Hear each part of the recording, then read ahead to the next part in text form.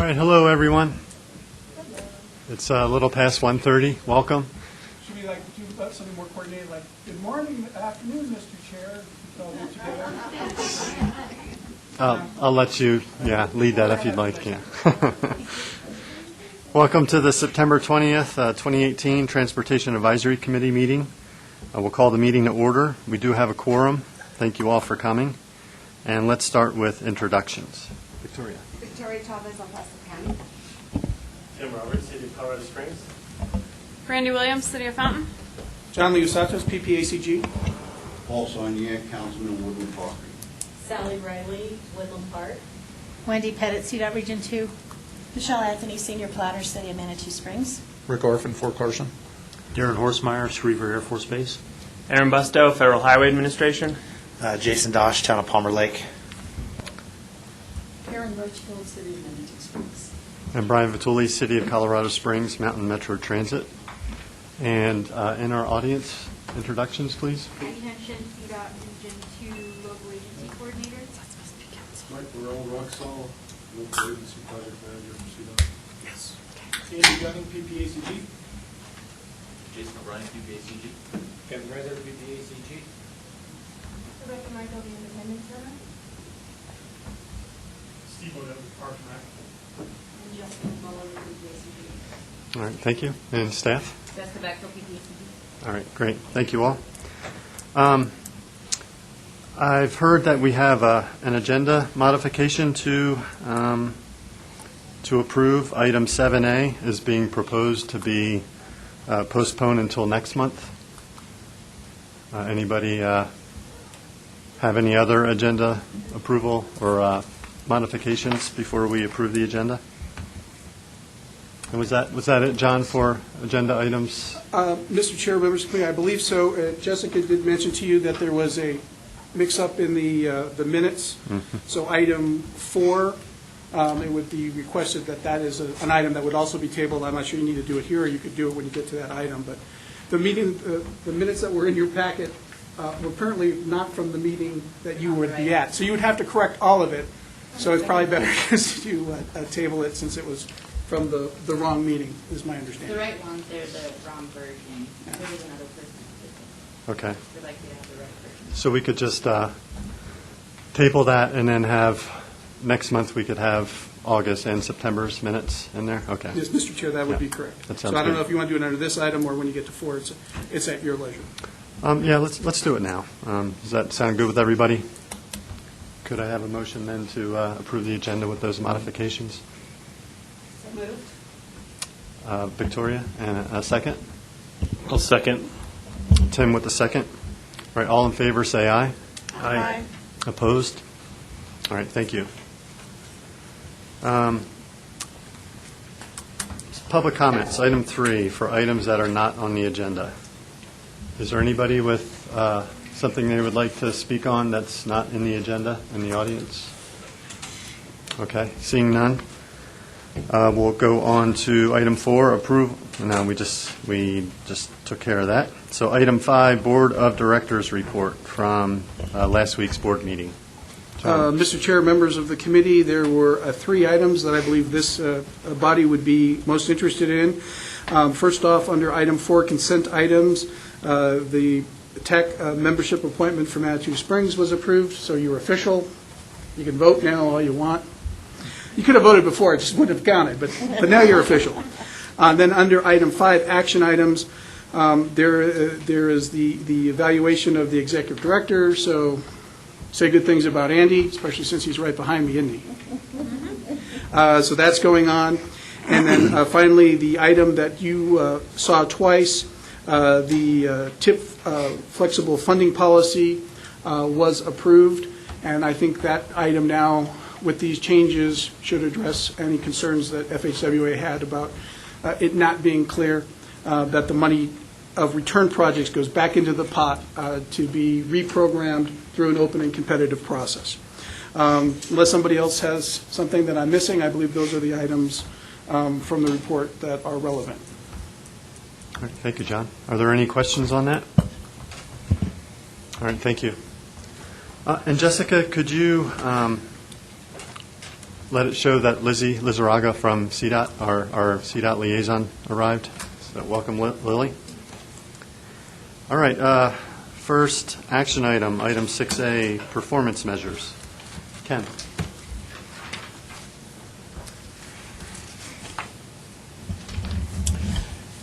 Good afternoon, Ken Prather, PBACG Transportation. Did I catch everybody? Did everybody get this handout? Okay, back in June was the last time that TAC talked about performance measures. We had I believe at that time, we had the draft state targets. We had a discussion about whether it was to an advantage or disadvantage for PPACG to adopt its own performance measures, and whether we adopted our own or adopted CDOT's. We have to do it, the board has to approve it before November 15th to meet the deadline set by law. So in your packet and on the screen here are the state performance measures that have been adopted. These are what's called performance PM2 and 3, performance measures 2 and 3. The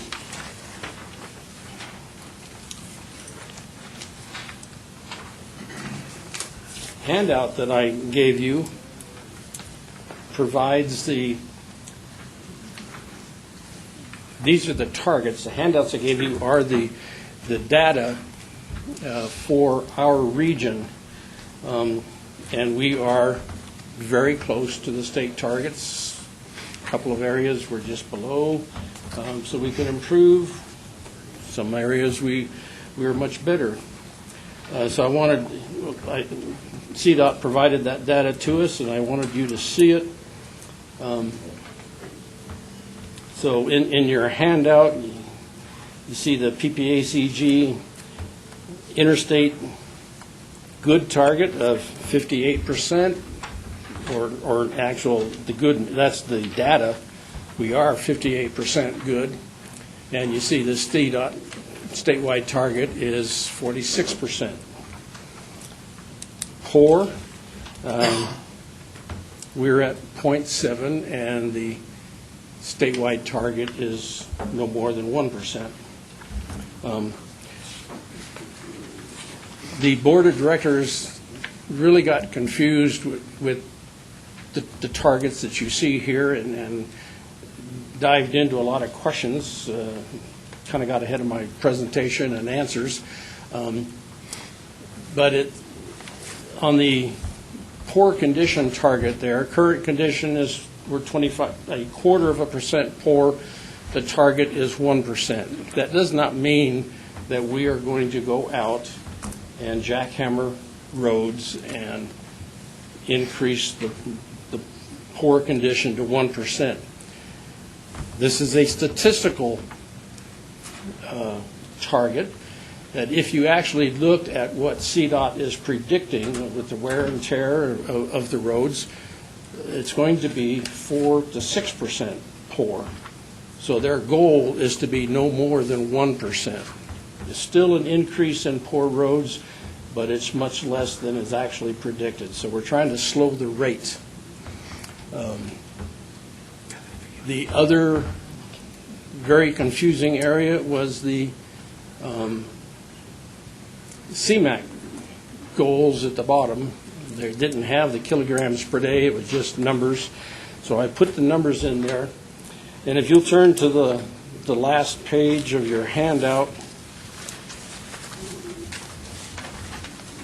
the performance measures for roads and bridges and travel time reliability are measurements of those bridges and roads. The CMAQ performance measure targets are evaluations of CMAQ-funded projects. If you have no CMAQ-funded projects, you will have no CMAQ pollutant reduction. If you have lots of very good CMAQ projects, then you'll have lots of pollutant reduction from those projects, whatever they were designed for. In our area, our projects are designed to reduce carbon monoxide. They will also reduce others, but that's what our goal is, that's what our violation was. So that's what we have been interested in. So this is not a target that we want to reach one of those numbers. This is a report of how well our projects are doing. And this gets back to ever since CMAQ funding was created, there was an annual report that had to be sent to Congress that reported what projects were funded with CMAQ funds and how effective were they in reducing the criteria pollutants. And this is kind of a continuation of that, where this is evaluating the effectiveness of the projects that are being selected. And I guess if we're not selecting very good projects and they don't have very much benefit, then this would be reported and evaluated, and it would be an encouragement to us to be looking at selecting better projects.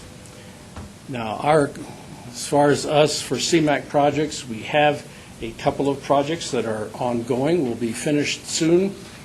Our maintenance period for carbon monoxide is due to end in 2019, maybe 2020. I'm not sure how EPA is calculating those dates.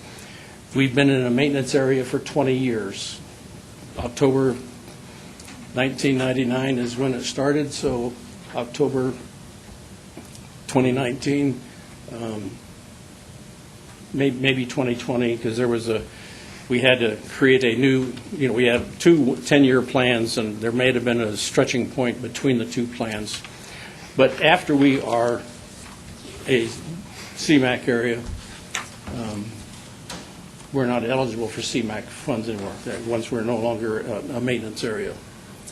So the next, in 2 years, when we have to report this data again and set targets, I believe we won't have any CMAQ projects ongoing, and we will have nothing to report.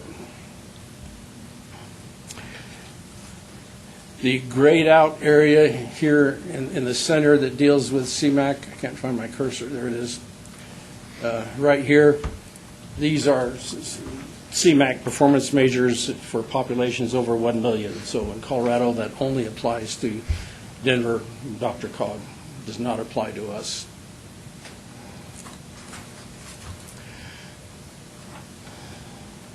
So I don't know, at the last meeting, nobody had identified any benefits of developing our own targets. No new discussion points or ideas have been brought forward since then. So I'm looking for a recommendation for the board to act on performance measures. Probably if there's no new items today, then we'll be looking for a recommendation to adopt and support the statewide performance measure targets. And that would go to the board in October for their approval, and we'd be a month ahead of the deadline. Any other discussion? Do we all still feel the same way? All right. Should we speed this up and have a motion? Sure. Go ahead, Tim. I recommend performance measure targets for infrastructure condition and system performance to be adopted and amended into the 2019 to 2022 TIP and 2040 regional transportation plan. Thank you. That was a great motion, too, by the way. Thank you. I came off the top of my head. Can you repeat that? All right, Recorded, we're good. is there a second to that, please? I'll second. All right, thank you, Brandy. All right, any other discussion? All right, all in favor, say aye. Aye. Opposed? All right, thank you.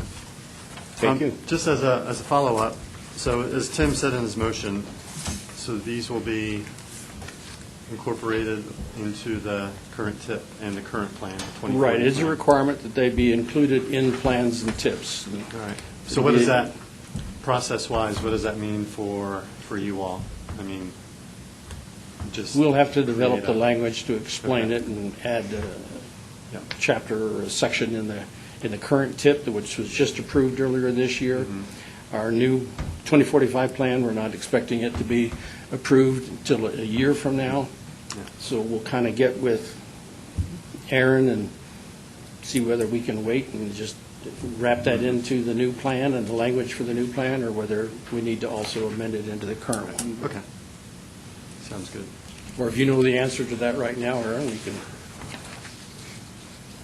You willing to let us work on it for a year, include it in the new one? I do know the answer. Okay.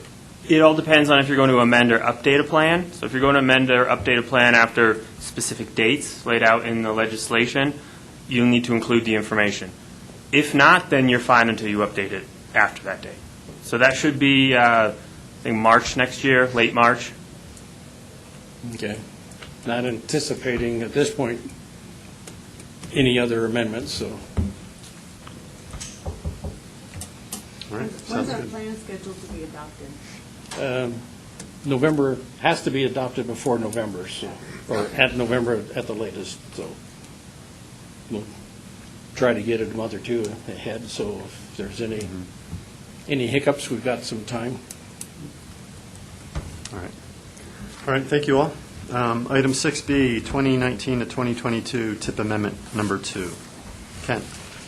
City has notified us, the City of Colorado Springs, that they wish to cancel a Sand Creek Trail project and return the funds to Pikes Peak Area Council of Governments to be used within the region. And Tim, I'll let you address the project. Sure. So this is a Sand Creek Trail project from Barnes to North Carefree, and the monies that are attached to it need to be obligated, is it, by June of 2020. And seeing how we are not even in the design phase, we don't believe that we'll be able to meet the requirements. So we do have another project we would like to have applied the monies to, but we can't. We need to, we need to return the funds and pursue them. So that's what we're doing. Is we have a project that's ready that we'd like to apply them towards, but following the process, we need to return these monies first and then compete regionally, I guess. I just have a question on this. So in the memo, it's just referencing the return of the TAP funds for the Sand Creek project, but in your letter requesting a TIP amendment, you asked to add a PWQ mitigation pool fund award. And I don't see That was taken care of administratively, Okay. so that's a separate action. Okay, great. All right. All right. Any other questions on this TIP amendment number 2 item? Can I have a motion to approve? Motion to approve. All right. Is there a second? A second. All right. I have a question, though, for process. So the money's being returned to the TAP. When will we be able to pursue, since we are working with that June 2020 deadline? Right, and I believe, Ken, you correct me if I'm wrong, what we can do is after we have the next discussion on the agenda of all of the applications we received for these funds, we can go back then and make a motion to, anything that we decide in item C can be part of amendment number 2. Okay. So this sets the stage of putting the money back into the pot, and now it's available for item 3. We can talk about it because it's now available. And at the end, if you do make a decision of, yes, this is the project or projects that we want this funding to go to, then you can say, then we can say we'd like to approve project X and make it a part of amendment number 2, because as you say, time is of the essence, and that will allow us then to put it as part of this TIP amendment number 2, and then would allow the jurisdiction that gets the project programmed to move forward expeditiously. Used a big word. Piggybacking on that, John, I'm a lumper rather than a splitter, so when we get to the next item, whatever projects are recommended for cost overruns, I would say just gets wrapped up into Amendment 2, and it'll just be one amendment that goes to the board, one to cancel, part of it to cancel a project, part of it to add funds to whatever projects we decide to add funds to. So it'll just be one amendment for the board. Victoria? Personally, don't have any issue, just have a process issue. When we asked how much money was available so that we would know what to apply for, that money was not included in our total. So in essence, you're the only one that knows that it's available to apply for. It's not really fair for anybody else that might have had a top projects that they wanted to apply for, because that money wasn't in the email that you all sent out saying, here's 1.5 in this and some CMAQ money. That TAP money was not referenced in there. So I think it should probably wait at least a month until everybody has the chance to apply for it. It's then technically not competitive. Right. Yeah. No, that's a great point. Actually, I thought we had sent out an additional email. I apologize. I thought all three funding amounts were sent out, but Yeah, if there was only one email, the first email had two, and I was under the impression that a second email had gone out with the additional, but apparently it had not, so I don't recall. you're absolutely right. It's- Process-wise, we should not do this additional funds, and we'll bring it back next time. I think there might have been a week window, so I'm okay with if we wait a month and, Thank you. yeah. Okay. well, in that case, process-wise, you could go ahead and act on Amendment 2 here to cancel the project and then table the next item until next month. Or can we just Table table the tax part of on it? that. Yeah, still have We don't need discussion. to table the whole thing. We could still vote on two Yeah, of let them. the other Yeah. funds go out and get used. But let's just hold up Somebody the may top want ones. to use the total amount of funds all on one project and mix the funding sources on one project rather than, It's up to the committee, and It's what whatever you're you hearing guys from the want. committee is they want to move forward, so we'll move Okay. forward. All right, well, let's take action on TIP Amendment 2, and then we'll move on to the next item. All right, so we have a motion and a second for approval of TIP Amendment number 2. All those in favor say aye. Aye. Opposed? All right, thank you. thank you. All right, Ken, just stay where you are. We have one more item. Okay. Item 6C, project cost overruns. Okay, project cost overruns, there's the funding that's available.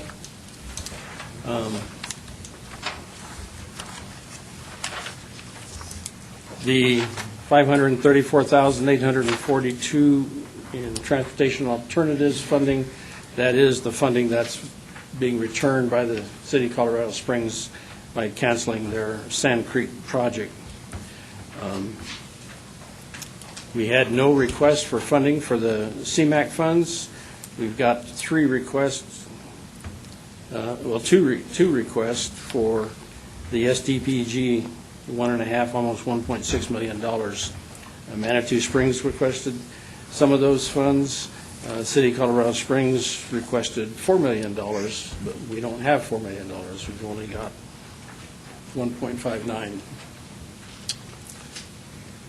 So now the question is, do you want to talk about CMAQ and STPG today and keep TAP separate until next week or next month, or talk about all three together? Because for a project that is eligible, you could mix the funds on one project. It doesn't have to be separated. Yeah, and, I mean, the TIP, the new TIP policy that, got rid of NOPE, I mean, it says that we should address this on a quarterly basis, right? So, And we're late in the quarter already. well, so. yeah. But, all right, Victoria, you have a question? No, not a question. Okay. Did you have something else to say? I thought I saw your hand go up. I was thinking, and I'll let other people talk before I go throw things out, so. No? Okay, here it goes. You had your chance. Microphone, sorry. I never remember to do that. Okay, I think the $4 million one just has to go because there's not $4 million, so, Well, wait a second. okay, Wait a second. It said how short is the project? pretty short. It's not how much are we looking for. If you look at the instructions. So the city is looking for that 1 million, but we're also looking at other sources to cover our 4 million shortfall. Well, it says how much additional federal dollars? 4 million. And Not there's, from this STP, though. From the STP, we're looking for the 1.6, the 1.599. do I not So see there that are other- anywhere? Does it say that somewhere, Tim? Specifically? Yeah, it doesn't say that anywhere on here. From which funding category do you need additional funds? STP Metro. How many additional federal? Okay. So, yeah, it should be, it should match the 1.599297. Because there are other funding sources that we're looking at to pursue also. Okay, well, that blows my easy resolution to this. Mr. Chair? In fact, we've already, of the 4 million, we've found $2 million. We have gone to our CIP budget office, and Well, you're up almost 20 million in 2C money. You should be able to find it somewhere. 2C won't cover this. So. I'm a little tongue-in-cheek. Yeah. I was going to recommend voting yes on Manitou and asking Tim if you wanted to change this to STP money. Actually, the TAP monies to that project, it's not. There was no eligible element of that for TAP. No. The project that you wanted to do TAP money, that we pulled your TAP money, I was going to recommend changing that to STP and then approving Manitou and leaving the $4 million ask out, was my thought. No, so for what TAP funds, we wouldn't fit into our 30th Street, but we do have another project for the TAP monies. And then the 1.6 would help cover our 4 million shortfall, of which I've... No, what I was thinking is you could change your Pikes Peak Trail project to STP. And also, Oh, I see what you're And saying. then also I see what fund you're saying. Manitou's project. I see what you're saying. Yeah. Not interested in that. I think we're more interested in using the STP for the 30th Street and pursuing the 1599. Okay, well, I can't give you the 1.59 from my opinion. I think we also need to look at Manitou's request. They're not asking for all of the money in the pot. They don't have near as many chances to get funding from elsewhere. And I know that they found significant issues that they didn't know about in the bridge structure. So I would recommend funding Manitou, which would not leave you the full amount for either one, and so I'll let you consider what you might like to do with that. John. Mr. Chair, I think you sort of have something on the table, so I don't really want to interrupt. My only point that I was going to make is that before you dive too deep, it might have been appropriate to sort of have each project sponsor talk a little bit about their project and specifically address how they would guarantee, maybe a too strong a word, but really work towards the June 2020 obligation day. Because again, we want to make sure that none of these funds leave the region.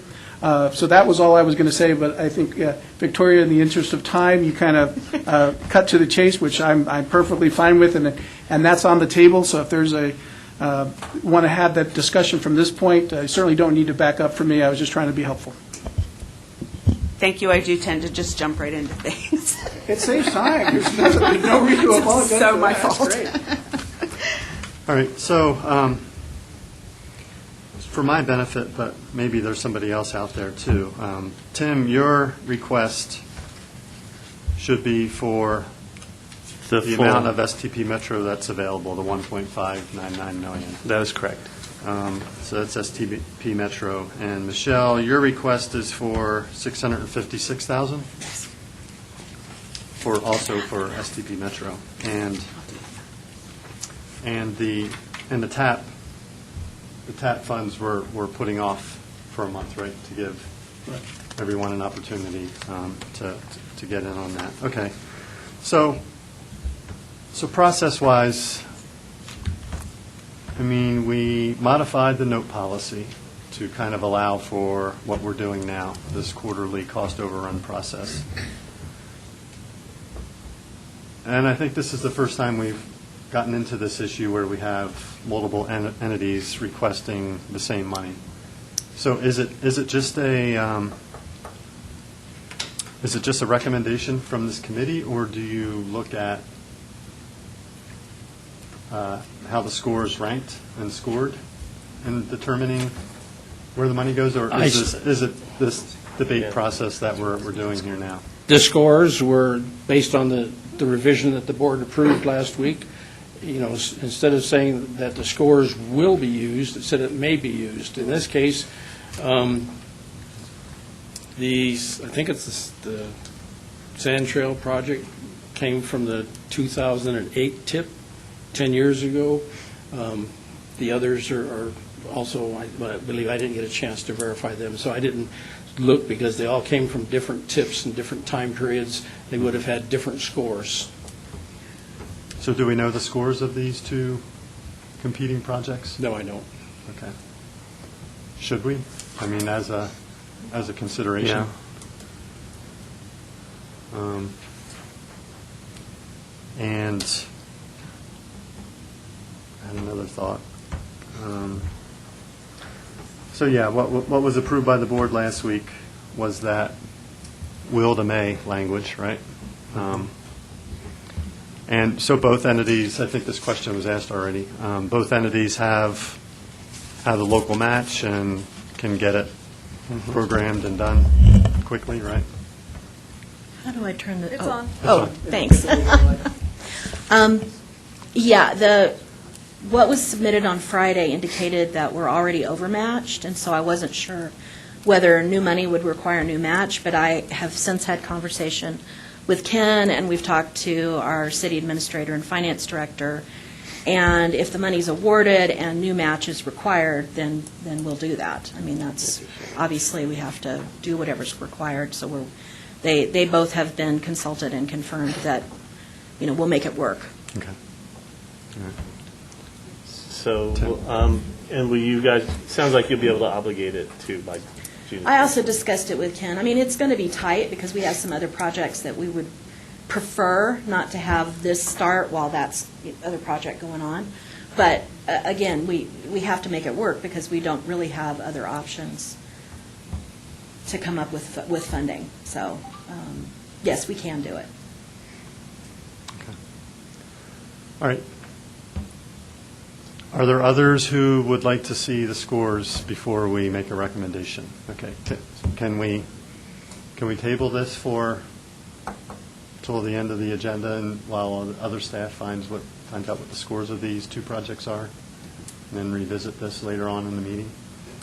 I can go look to see if I can find it before the meeting's over. Okay. All right. Okay. Now, real quick, though, Ken, you said that there's two different scoring systems. Yes. Are they significantly different? Well, when you go back 10 years, we had 8 scoring criteria, then we jumped to 17, and then we jumped back down to 13. So how long ago was the Manitou project programmed? That might be the 10-year one. Is it? Okay. 30th Street's Yeah, it 2 was. years ago. The Manitou project was programmed for 2010 in the 2008 TIP. So it was in 2008, whatever the system was at that time. So might I make a suggestion that we table this for a month, and then you compare both to the current scoring system? Would that be feasible? Mr. Chair? Just the Manitou. Mr. Chair, members of the committee, before we look at moving forward, real quickly, I know the Manitou project has had some challenges with contractors and other things, and if CDOT has just a second to sort of let us know, we want to make sure that we're not leaving Manitou holding the bag. Can you address what the time frame is, if we can table this or move forward, or does something have to happen today? Well, quite frankly, it's out of our hands from what I was just told. That's why I'm telling you, we need to table it until after Oh, okay. we have a meeting with FHWA on the project, evidently, that I wasn't aware of until just now. So I want to give them the best opportunity to know what the direction is they're going to need to go, and that way they can either ask for money at the next time or make some kind of change to this or whatever that outcome needs to be, because there could be some things that FHWA is going to make the final determination on, and we have no control over that at this point. I didn't want to actually have that conversation at this point, but it Well, is what it is. So I apologize for calling you out, but again, I just wanted to make sure that we had everything. So, Mr. Chair, at this point, it sounds like both applicants are amenable and, in fact, in favor of a 1-month delay. It also sounds like we have additional direction as staff to generate the numbers as if the project were brand new and just starting today. That way, we're not looking at apples and oranges. We'll do both of them based on the current scoring criteria. Is that what we heard, and is that possible, Ken? That's what I thought I heard. Is that All what right. you said, Tim? I want to make sure I'm not writing checks you can't cash, right? So if we have all the data for that, Ken? We have all the data to do that for them? To run the scores the again and current bring them data, next yes. month? Okay. And then we can deal with the TAP funds all at one time. At the same time, So, yes. Yeah, okay. So do I need to correct our error on what we're requesting? Yeah. Okay, we can do that. And again, Mr. Chair, members of the committee, I would strongly recommend providing a whole funding picture, because again, we can't just obligate a portion of the funds unless you have a segment of independent utility, right? So if you've got a $4 million project and you only find $2 million, we really, and again, I'm not trying to be harsh or play favorites of jurisdictions, but I think at some point I need to sort of lay the cards on the table. I'm not sure that there's the time for you to take the funds, go for, another 12 months, 6 months, 8 months, and then come back and say, well, we really can't obligate this. At that time, our window of opportunity to use these funds will have closed. So something that sort of addresses that no matter what, if you can't find the $4 million, you have this project scalable and you can do the $2 million or less if the committee decides to do fund multiple projects or both projects. I think that would expedite the conversation when we all come back, and that way we may have a decision, we have a TIP amendment, and you guys can then hit the ground running to get the funds obligated. Hopefully that was not inappropriate, but I just wanted to make sure we're all on the same page. Sounds good. Michelle?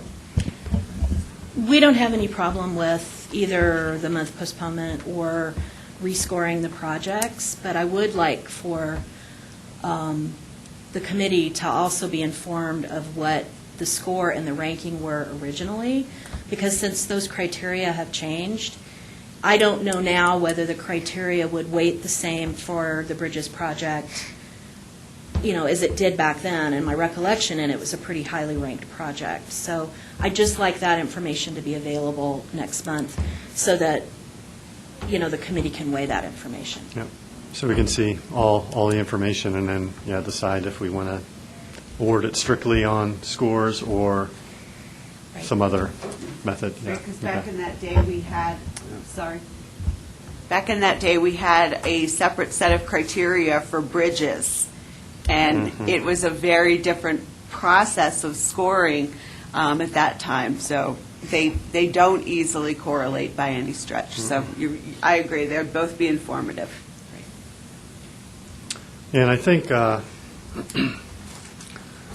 despite me being from Colorado Springs, I would like to see this project funded, but the philosophy of fully funding projects and getting the money out there and spent and things built is something that we really need to consider too. And, if there is a funding plan in place to bridge the gap of that other $2 million, that's great, but that's something we probably need to see too. And that's what this would do. I mean, this would take us out to 3.6. Mhm. So we're, it's a minor scoping change from there. Okay. All right, so we need a motion to table this then? I move to table this item. All right, is there a second? I'll second. Okay, Victoria and Brandy? All in favor, say aye. Aye. Opposed? All right, thank you. Thank you very much. And while you're thinking about projects again for another month, remember we've got $51,000 in CMAQ funds sitting there that nobody has asked for. If you've got an existing CMAQ project or something that's eligible for CMAQ, if you can amend it on, and again, at the minimum, it's, or at the worst case, that you got you get the June 30th, 2020 to get them obligated, and I just really don't know. We've never redesignated to attainment in Colorado, so I don't know what that full process is or how long it takes or when it would be initiated, but the money's going to go away if we don't use it, so ask for it. And Mr. Chair, members of the committee, and again, if there isn't, again, using the federal requirements, it's unlikely that a brand-new project, when you add all the federal rules on 51,000, is not really going to be enough. So if we don't have an existing one, that would be nice to know. So if you have a CMAQ project, kind of let us know. And then at that point, then it becomes what sort of program sort of projects. And again, I'm not an expert on CMAQ. Where I come from, it was not a funding source I used a lot. But I believe that just flexing the transit. So if MMT is buying a bus and you're going to buy it for $200,000, we can add this $51,000 to it, and then you're only paying $150,000. The region doesn't lose any money, and that. So whatever sort of idea like that, I think we just need to be creative and, again, make sure that the money is spent to the benefit of this region and not turned back to be spent elsewhere. Sounds good. Wendy?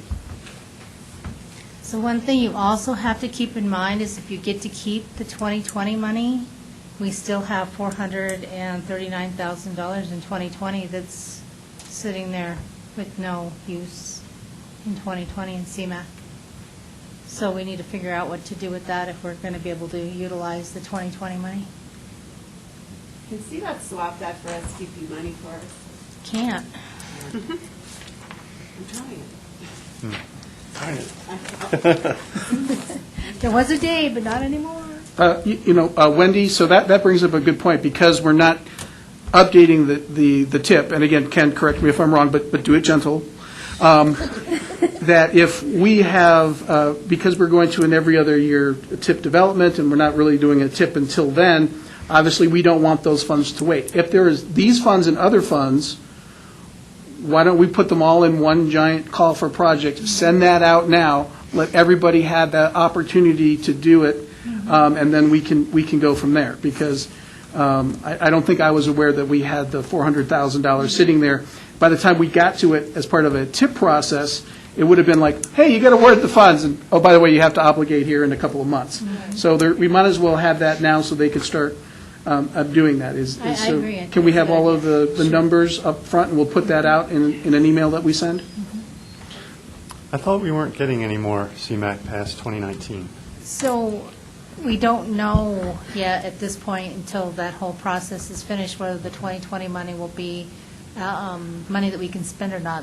We gave part of it out in one call for projects we did here in the last year or so, and that was the balance that's still on the table. So I just didn't want to see it. It's $400,000. I mean, it could do something good somewhere. So, Mr. Chair, members of the committee, Wendy, so what you're saying is this is sort of provisional funds. It may exist or it may not exist. Right. So we shouldn't really then bundle it with anything else, because if it doesn't show up, we could submarine that project. So a standalone use or uses for 400 and something plus another 51. Right. And again, if somebody doesn't have a project or whatever, let's be creative, look at the things. And again, I'm not pushing transit. It's just the one thing I know for certain is very easy to obligate. as far as CMAQ funds are Yeah. concerned. If there is something else, we'll put them in the thing, we'll have an open and competitive process. But if not, again, that is something that, oh, money shows up, MMT can put together the paperwork, get that money spent. Money doesn't show up, well, that's one less plus, but that's life, right? So let's just make sure we have a plan, and if this plan seems to be solid at this point, if you guys could give us all of the numbers, we'll put it in an email, Ken will send that out. You guys take a look at your existing projects and everything else, and then we can make sure that when we meet again, we have a productive conversation looking at what the projects that are proposed and ready to go that can be used, what those scores are, and then hopefully we can make a decision and move forward. And that way, we're not tying down your ability to get these funds obligated is difficult enough. You certainly don't need the administrative process of programming them through PPACG to hinder that. So we're going to do everything we can to make sure that you guys have enough of a time window to do that. That being said, we just need to sort of get, so cliche, but the ducks in the row, right, to figure out what's available, what you guys can do to take that funds, and then move forward from there. So, Mr. Chair, if that's acceptable to everybody, that's sort of how we'll move forward. Ken's looking at me like maybe I've overpromised again. You good? I'm just looking forward to October 1 when the new tip manager shows up. That sounds good. Yes, Brandy? So does that mean there might be dollars in 2020 for STP and TAP as well? Oh, I don't know, let me see.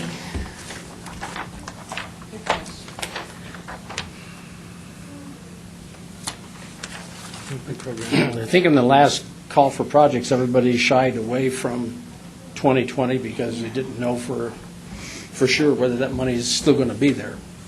Whether we would be eligible. The money will be there, but whether we're eligible to use it or not is the question. And if we're not eligible, then it's going to go to Denver. We programmed everything else. I think there is funding in 2020 and 2021 that we need to look at in TAP. And our next tip is 2020.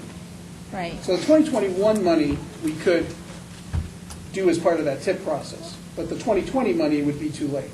Is that correct?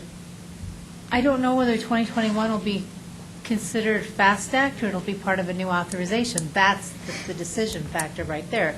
Because if it's still part of Fast Act by the time we get there, that's the 6-year bill, 5 years worth of money with the rescission. So if it's not spent by then, it's gone on September 30th. Right. That's what we're So trying to avoid. it depends. When will we know what it depends, how? So it'll be on whether or not we have a new federal authorization or not in place. That erases that problem. Okay. In STP, no, we have money in 2021. Okay. And it's only $61,000. So the funding that we might have would be TAP? Is that what you're saying? Correct. All right. So again, what we'll do is we'll try to identify that funding, we'll get it out to you, and then realize that all of the things that Wendy just said, try to look at some standalone projects or program-type projects. I believe for TAP, there are some things, there's some study-type things that are eligible, that sort of thing, and we can kind of go from there. But again, it's one of those things, I'd much rather be ready, spend the money, or obligate the money as soon as it becomes available, so that we're not left out in the cold, rather than find out last minute and then be scrambling, trying to put something together and not have enough time. Apparently, the P and MPO is planning, so we're going to try to do that. Imagine that. Oh, and Victoria and I were just having a conversation. We wanted to start a pool to see who thinks we'll actually have a new transportation bill by then. You know, Are we betting the farm against? Yeah. in the past, we have gone to bed on September 30th and woke up on October 1st with the pools being reduced. I mean, we have had that happen before. We made it through it, we lived through it, so it's not the end of the world. Right. We just have to figure out how to adjust if that's what happens. But I'm kind of with them. I don't see that being a realistic expectation. Well, the number of extensions we had even on the last one, what was it, 6 of them or something? So yeah, I'm betting there's going to be at least one extension. All right, so we're done with the Ken Show. Thank you. All right, thank you. Show, Ken. All right. Next up, Barbie. Discussion items. Item 7B, PPACG Strategic Plan Draft. Jessica. Hello and good afternoon. Good afternoon. Jessica, I'm walking now. Jessica McMullen, your Policy and Communications Manager here at PPACG. So as you saw in your packets, beginning last year, actually I believe the year before, the PPACG Board of Directors had really asked us to start developing a strategic plan. In 2017, we celebrated our 50th anniversary since the creation of PPACG, and at no point in time in that 50 years had we ever had a strategic plan. That was something that our board thought was something we should be addressing and working to move forward with. So this year, we met and did a workshop. We did a retreat with the board on May 30th, followed by a follow-up workshop the next week on June 7th, with the goal of figuring out what the board was seeing in our successes, our areas that we could use improvement. So within those two meetings, the board met and kind of looked at 5 major areas that they saw had room for growth or improvement. Those areas were transportation, aging, information sharing, advocacy, and collaboration. Then small vision groups met of those board members who were interested in each topic. Those board members then established language for the goals. For transportation, develop and maintain a coordinated, validated plan for transportation needs across the PPACG region. For aging, provide access, awareness, education, and connectivity so individuals can age wherever they want. For information sharing, become a significant resource for PPACG members to share and collect information with regional partners. For advocacy, develop an effective advocacy voice for common ground issues. And the collaboration group met and determined that those efforts all fell under other information sharing or advocacy. Once each vision group had the chance to look at them, they were taken to the staff. And the staff said, these are the goals that the board wanted. These are the objectives they want to see achieved. And the staff then worked on suggesting strategies. How can we get there? Within the strategic plan that you each got, you'll notice that all of those areas have it says that, it's got the goal, followed by an objective, followed by the strategies to get there. That's the general thing. What we are here for today, our board of directors wants to know what everyone thinks about these. I'm planning to say, do you have any comments on anything other than transportation, and then going into transportation? Yes. Sure. Have several comments on both, actually, overall, but also on transportation. So just a general question, of the different vision groups that are identified here, how were the board members assigned to those? Based on their interests. Really? Yeah. Okay. And the one question I have, the vision statement for transportation, or the goal statement for transportation. I'm not really sure what validated plan means. To develop and maintain a coordinated, validated plan for transportation needs across the You want to take out? region. Want me to come in off the ropes? Jump doing it.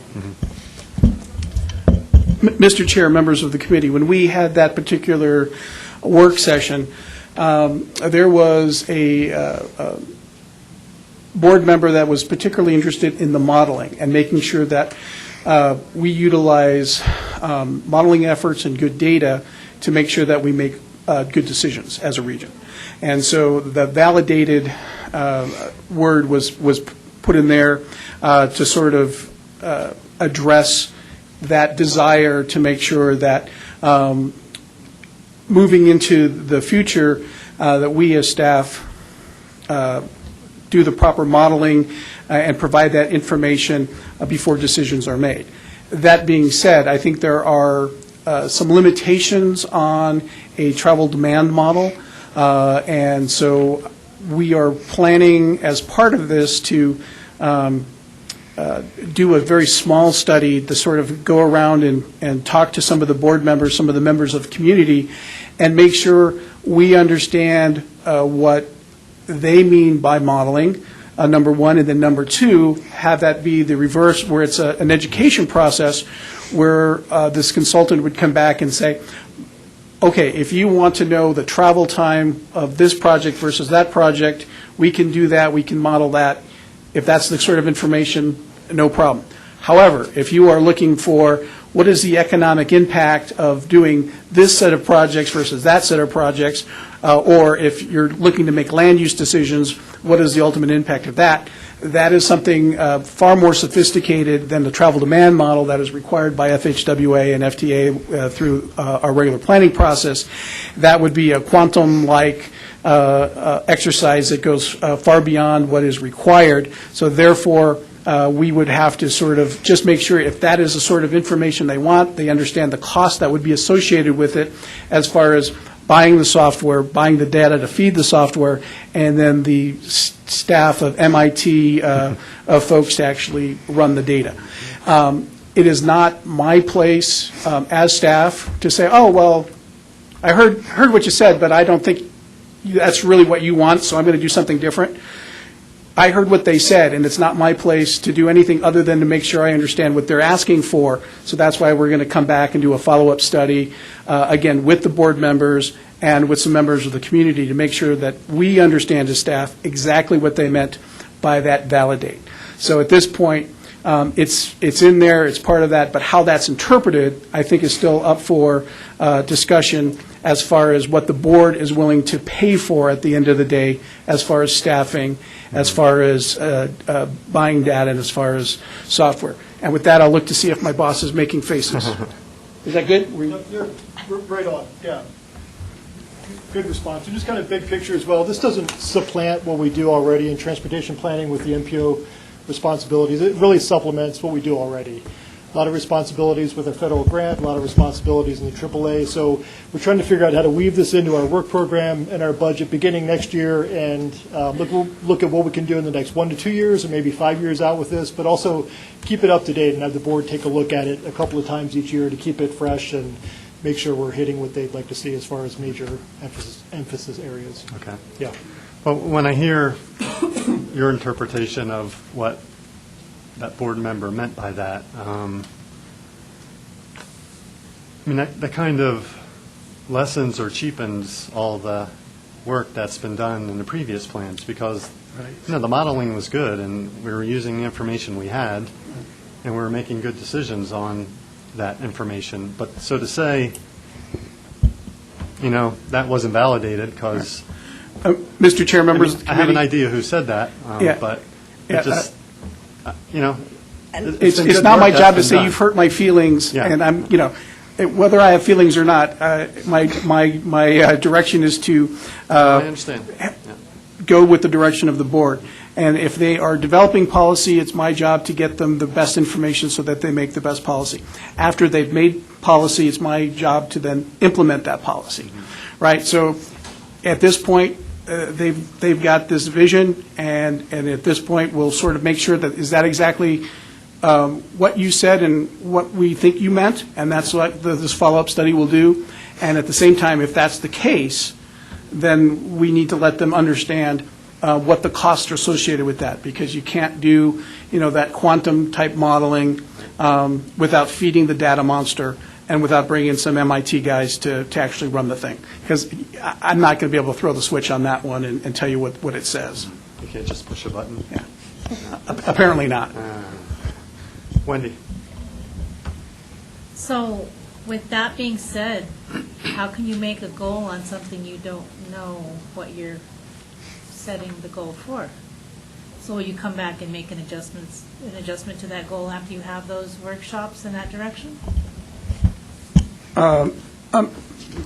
Mr. Chair, members of the committee, Wendy, look, I think we already have a validated, we already have a validated thing, right? So we're already in compliance, right? So if the standard is that we're making validated decisions, well, yes, you are, because we do model everything and we have a sophisticated land use model. But that's not what I asked. Right.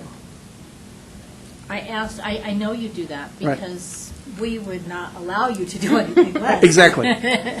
But what I'm asking is, what they're asking for here they may not realize what they're asking for, so Right. we already do this. Right. So will you come back and make some type of an adjustment to this goal to clarify what that direction needs to look like? Right.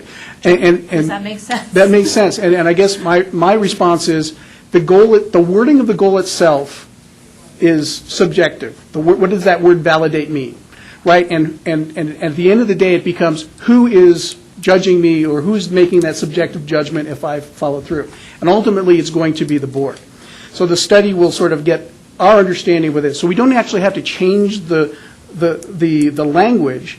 It's after we understand what they're talking about, and once they understand that what they want versus how much it is, then that comes back to how we're going to be judged on delivering on that. So right now, the word validate's perfectly fine. Like you say, we already do that.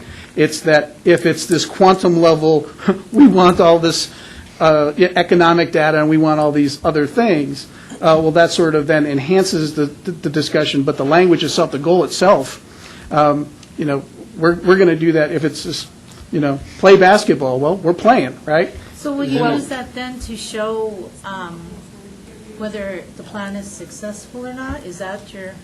So the board will be reviewing all of the strategic plan actions fairly regularly. We're hoping to present them to them probably every 6 months to say, here's how we are, here's what we're doing.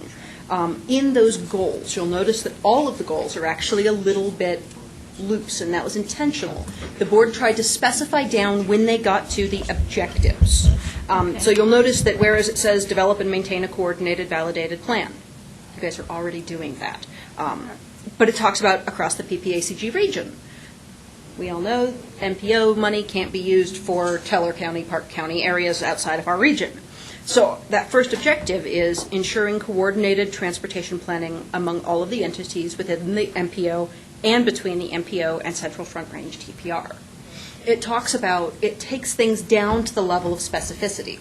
And then within that objective where they said, here's this big goal we'd like to see you doing, John and the team said, okay, here's how we think we can get there. We can do a study. We can strengthen the ties between certain groups.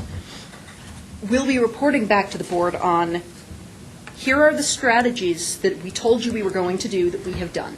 Here's how we see that progressing us to that objective you set, and here's how it feeds into the goal. Does that answer it? Okay. So, isn't it really FHWA and CDOT that validate the plan, the modeling? And so the board can't really override that. So, and again, the board cannot dictate something that is below the standard. Sort of like California, how they always kind of decide they're going to do something above the federal standard, right? Mm-hmm. So you can't do less than the federal standard. So the board if the board comes in and says, we're not going to waste money on modeling anymore, just flip a coin and decide what you're going to do. That's when I have to sheepishly smile and say, well, we really can't do that, and then hopefully, I survive that, right?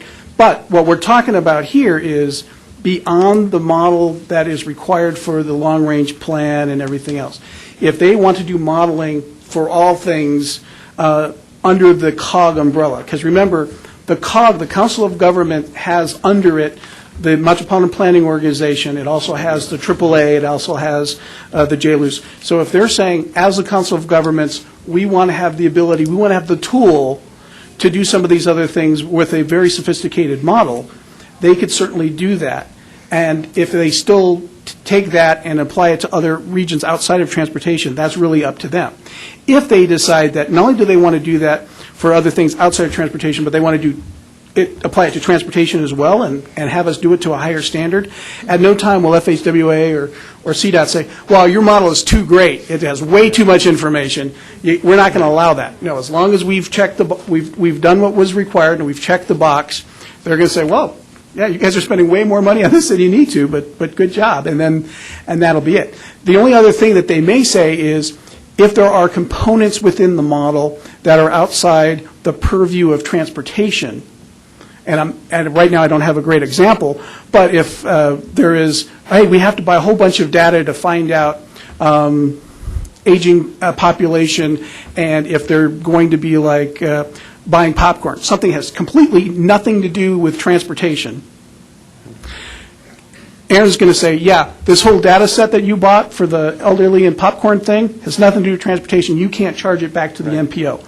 So then it becomes back to the board deciding if they really want that data and they really want to do it, there's going to be a cost to it. And that's what we need to sort of look at to come back and say, okay, this is what you said.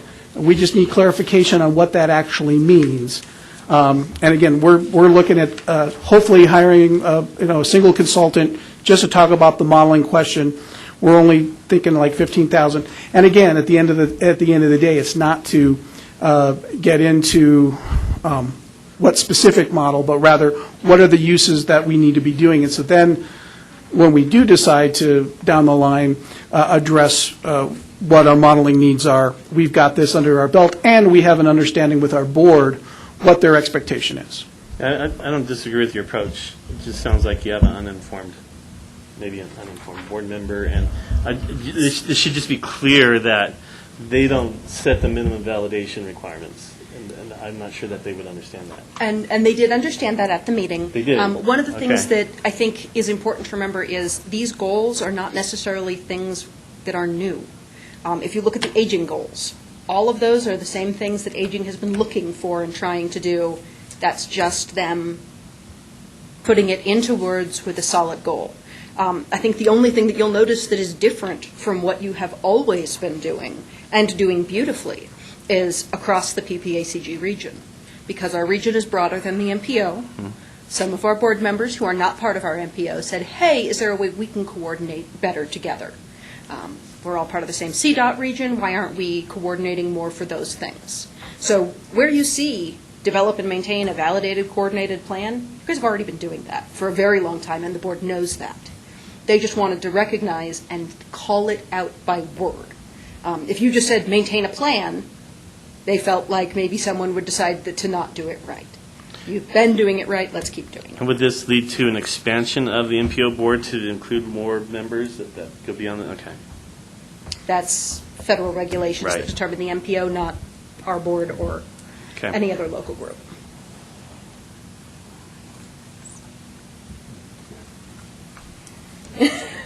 That one went pretty deep. Did you have some more, Brian? Because I know you had one point, we kind of went off on a tangent. You want to Yeah. go back to your list? Well, I want to give everybody else an opportunity too, because I have a few more comments. So, Wendy?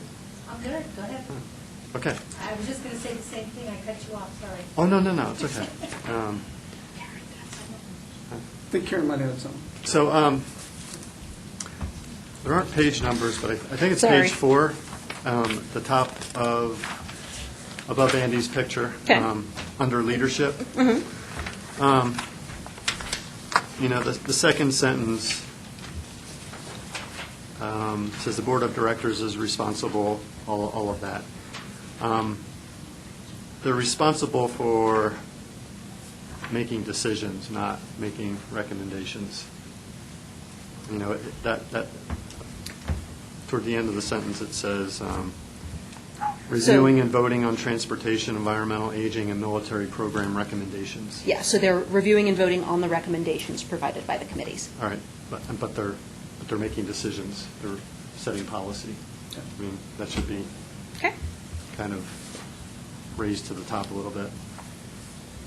I mean, yeah, we make the recommendations, they act on them, but they're actually making decisions for the region.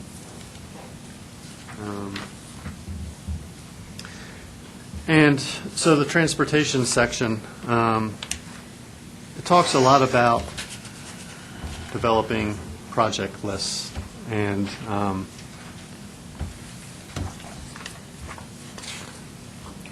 I kind of feel that there's so much more that we all do than just develop project lists. I mean, I think the organization, it's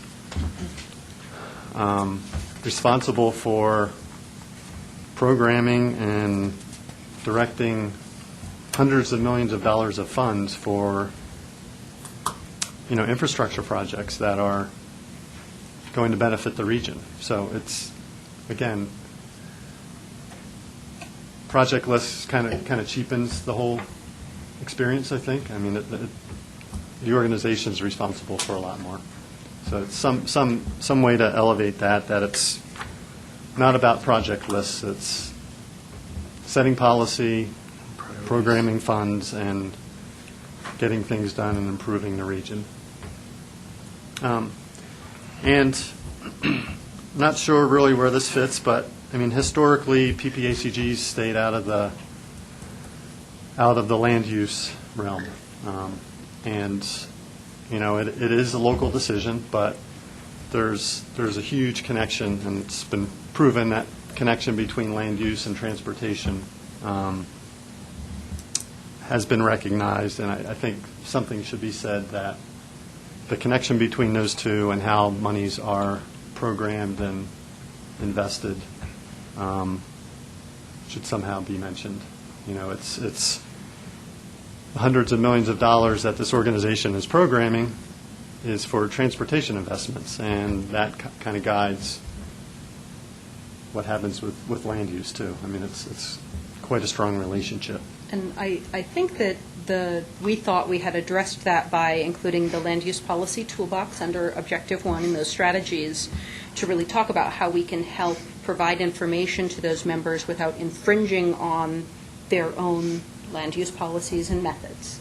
Mr. Chair, members of the committee, the land use policy toolbox, I had some conversations with Craig and others, and so I heard what you're saying, and I tried to sneak something in there that isn't overly, if we make it sound like PPACG as a regional body is going to somehow dictate land use to anybody, that would be a very bad thing. There are cities and towns that are cities and towns because they want to have their own control of their future and land use decisions. So we try to word it in such a way, and again, hopefully I'm not coming across as defensive, I try to word it in such a way where it says, these are the things that could be useful if you want to use them. I may have been so afraid of my own shadow that I watered it down too much. So if we want to have some different language in there, we certainly can. But again, remember, at the end of the day, the elected officials who are going to be looking at this, if they believe PPACG is overstepping in any way, they certainly have the red pen in their hand and they can cut stuff out. So I thought it was, so I might have weakened a little bit, but if there's, that brings us to another point. And Jessica, this is not their only opportunity. So is there a date by which, if they want to submit written comments to you about, hey, we really should add this or strengthen this language, because again, I admit that I don't do everything perfectly the first time, or the second, or third. Is there a date by which they could get you any written comments, and then that could be incorporated, at least for the board to consider? Right? Us? Yes. Yeah. So Right. if any of you have additional comments, or as you're thinking about it, look back on it and go, if you changed this one word, I'd like it better, or you're just not understanding this concept, and you'd like the board to know that, you would send me an email with those comments, language, thoughts, and I would need it by the end of the month, the last day of this month, so that we can have it presented to the board so that they can review it in their board packet. The board thought it was very important to get feedback from all of the committees and give them this opportunity. So right now, without any emails from you, I'll be able to tell them there was some discussion about the word validated, and there was some discussion about the word project lists. But I won't be able... We're not done yet. Oh, I know we're not done yet, but that's what I can tell them right this second. Your details will come in the emails showing your concerns. Are you done? Yes. Are you sure? Yeah, for now, sure. You want me to see what I don't get that you want, Victoria, and then you can clean up? I know you don't have, you have comments. I reserve all comments for email because I don't know who said what. Oh, okay. You are my fan. No, she means her county. And if we could present them to the board in a compilation with That- no attribution? That is indeed how they plan to be, is here is the summary of comments from all of the committees. Here is what they all said. Yeah. And Yeah, I think that's... we're not calling out anybody by name or Yeah. organization, so that there will not be any, why do you hate maize? Yeah, it's crucial that they get the information that we're all saying, but not Without any bias or views. anonymously, right? Yeah. Okay. Annette. So the first time, I will not speak on an agenda item. I know it's shocking. Right, that's why I want to make sure that, You go, Brandy. yeah, you can put me on record. None of mine are overly egregious. I do have a question. What exactly does the second sentence under the goal mean? Where it says, in addition, serving as the Council of Governments has slightly different responsibilities in the transportation planning region in the state of Colorado transportation planning process. That is simply calling out for the board and those who do not understand the difference between a TPR and an MPO, that they're not the same thing. That as a COG, we happen to be within both, and our COG covers both, but they're not the same thing. Is there a way to add another sentence that explains the difference? Because it just seems like Easily. you're throwing it out there, but you never kind of, no one caught it. Okay. Like, hey, they're different. Accept it, move on. But it'd be nice to know what that difference is if this is something you're going to publish. Okay. That's a great one. Okay, so under Objective 1, conduct a multimodal transportation study of PPACG area to improve regional connectivity at the county level. So we're going to do a multimodal study across Park County, Teller County, and El Paso County to get us from here to there without using Highway 24 or using Highway 24 in as many different ways as possible. Sorry. Mr. Chair, members of the committee, Brandy, when the board was getting together and talking, not only in the little groups but the big groups, they were saying, yeah, you guys just do nothing but 25. Everything's 25. How do we address this? And so this is not something they specifically asked for. This is something, after hearing what they were talking about, I tried to sort of put together into what would that look like, how could we do that? So that being said, this is certainly something that if there is no value for at the end of the day, we can remove it. It's not going to be, oh, the board really wanted that. But here's the thought process. CDOT does a great job of doing regional system planning on that state system level, right? So CDOT already has plans that tell you how you can get from Woodland Park to Park County and how you get down to Fountain and all of that. But below that skeleton of those state routes, how do all of the collectors and arterials connect? How do we address other mobility options with transit and other things between the Tri-County area, so that way there is mobility options and a mobility plan or framework for that under the state system level. And so that was what we were kind of throwing out. We've looked at basically reviewing the different jurisdictional, we would assume that this plan would be something along the lines of a consultant coming in, reviewing all of the different plans, seeing where there are connections, seeing where there are gaps in the connections, and again, making it multimodal to make sure that we're not just talking about cars, but we're really trying to provide mobility options for the region. Then at that point, also some of the things that have been sort of come up as this has been sort of bantied around is if there is ability to do agreements between the different ones that aren't already in place, but anecdotally as the consultant is chatting with folks, how to get those sort of on the radar and get it in a document that we can move forward with. And the one example that I was given is that, if there's one county or town that's got to has a stretch of snow removal or something that's sort of out of their way. If there's someone that's closer, is there a way to sort of have those agreements in place if they don't already exist? Or they already exist, they don't already exist, but everyone knows that they should. Is there a document that we can have that sort of does that? So that was the idea with that.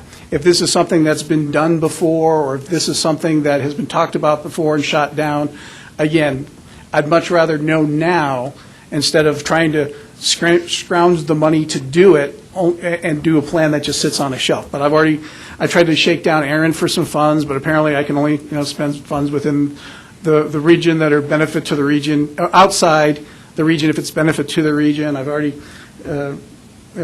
hit Wendy up to find out what it is in the event that this is something that moves forward into the final strategic plan. But that's the idea, and again, if that's not something that has any value, you guys can let me know and we can go from there. Did you find any funding for it? I think we can. That's, yeah. Otherwise, it'd be another unfunded, and we'd have to find the. Well, we just found out yesterday, there may be DOLA funding we could pursue with that as well. Haven't talked to John about that yet. But big picture, again, Teller County, Park County, they really could use some help identifying what their transportation priorities and needs are at a countywide level. That's what was driving this. They really could use that. Okay. Yeah. So it's not only just connecting the three of us, but once you get into the individual counties, how to improve their transportation systems. Yeah, that's fair, yeah. Okay. It really, I mean, to me, the way it reads is something happens on 24, how do we get around? You're looking for redundancy, which is slightly different than how does our network work individually within each county. But I think you're right, that's a benefit of this, would be if there was something at the state Right. system, this would help improve that lower system for redundancy. So that's a great point, that is correct. That would be one of the benefits of it. Okay, next victim, intelligent transportation systems. Wait, victim, what? So this ITS architectural plan is an MPO requirement. So again, it's just saying keep doing what we're supposed to do.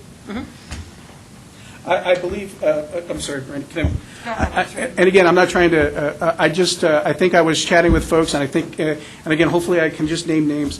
We were having a discussion with Colorado Springs, and they were like, yeah, we're going to do this plan. I said, well, that's a regional thing, and we just wanted to sort of, again, have that in there so that as we move forward, it's understood that these things have regional benefit, even if it's just somebody doing it on behalf of the region. So that was the intent, but if there's better language, happy to change that. How about a coordinated effort? Okay. And just because, I say this because we have an ITS plan that has to be put together. You have some requirements as the MPO. And if we're doing a broad look, we should take those resources and bring it into one, so coordinated effort. Yeah. And I will chime in that is under research alternative approaches to mobility and congestion relief. And just one of those that we're going to research and present to the board is the ITS, rather than coordinating a plan or making a plan of our own. It's more talk to our board about what's happening, what it is, ask for direction. Well, we can change the language to coordinated. And again, another one, Jessica, again, Brandy's coming up with some great points here. So if they just send it to you, that's one thing. Is there going to be an opportunity for them to get, like, I don't know, what's the second bite of the apple? Yes. Or do they just basically have to wait for the board packet to come out and see what changes got in there? The reason why I'm asking you all to get it to me by the last of this month is I will send it back out to all of the committees. Okay. Some things are, I'm automatically going to add in what each one of the TPR and MPOs are, because that is an easy question that isn't a question of structure but format. And there will be other things where I'm going to put notes in that say, a committee discussed this. If it is a non-identifiable and kind of a language shift type thing, and then your comments will all be compiled at the end of it for the board members. It'll actually be before it for their review. So you'll all see the entire compilation from what all of the committees said, what everybody's input was, what shifts were recommended, and what shifts are being proposed. So, yes, you'll all get the chance to see it again and give us more feedback. I have one more thing if no one else has anything. Well, I'm not done yet. Are you good? No, I'm still going. Okay. So objective 2 is utilize performance-based measurements to develop project lists. Don't we do that? Yep. So are these 4 bullets what we do, or are these 4 bullets what we're going to do differently?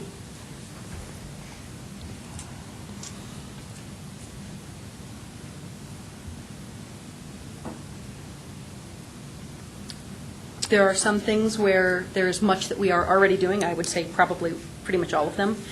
One of them relates to, if you look at the information sharing section, this says share data between agencies wherever possible to reduce duplication within the region and state.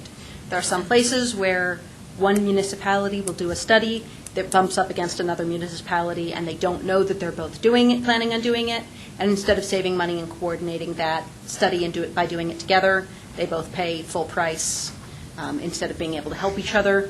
That's where this might be different than what's currently happening. It's not that we're not currently trying, it's that there are ways that we could make it more efficient. Okay. And so you'll notice most of these, yes, you're already doing these. These are already accurate. But the board as we mentioned, the board did not just call out things they want to change. They called out things they think we do very well and want us to continue doing well. So what is the definition of appropriately scaled in the first bullet?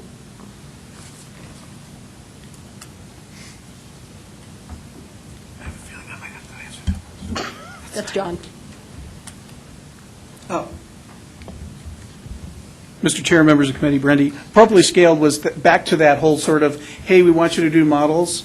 So the appropriately scaled is the idea of, all right, well, is the appropriate scale for the model just, the travel demand model that we're already doing, or is it this quantum sort of thing? It was just sort of in there to sort of talk about, we're going to make sure we're not going to spend $1 gazillion on data and modeling for things that we don't really need. That being said, it was more of a sort of a language to come back to something else to sort of make us there. We could certainly take it out. It does not serve a purpose other than to support a point that was made previously. Well, it looks like flexibility. I just wanted to make sure it was. Mm-hmm. And the last one, consider incorporating performance measures as part of the TPR project development list process to the extent practical and consistent with the required MPO measures means what in English? So far as I understand, there are some slightly different measurements and requirements for the TPR project development versus the MPO development, and where possible, we should work on trying to be able to compare them apples to apples instead of apples to oranges. Why would we want to do that, just out of curiosity? So that PPACG as the COG, rather than just as the MPO, can speak for the region. Not to say we'll be speaking against the MPO, because I don't believe we will, but so that we can say, if you look at this aspect of the TPR, if this flowed better, it would increase and improve our MPO. We'd be able to look at it right now in a broader scope than we look at currently. So are the performance measures more of how the TPR is acting, or are the project measures to create that list? Both, okay. That was actually the smile of, I don't have a clue. That is all transportation language, and therefore not me. All right, well then I will, all this will be in the email. I just wanted to see if I could get answers on this form. Please, everyone, please email me. Yes. Even if you're being quiet right now, I would really appreciate the more feedback, the better. Yep, this is our opportunity. Okay, I'm almost done. So objective 3, just curious, why are we educating the public on financial resources available to the MPO and the TPRs? Like, if they want to help us write grants, that'd be awesome, but I'm just curious as to the why.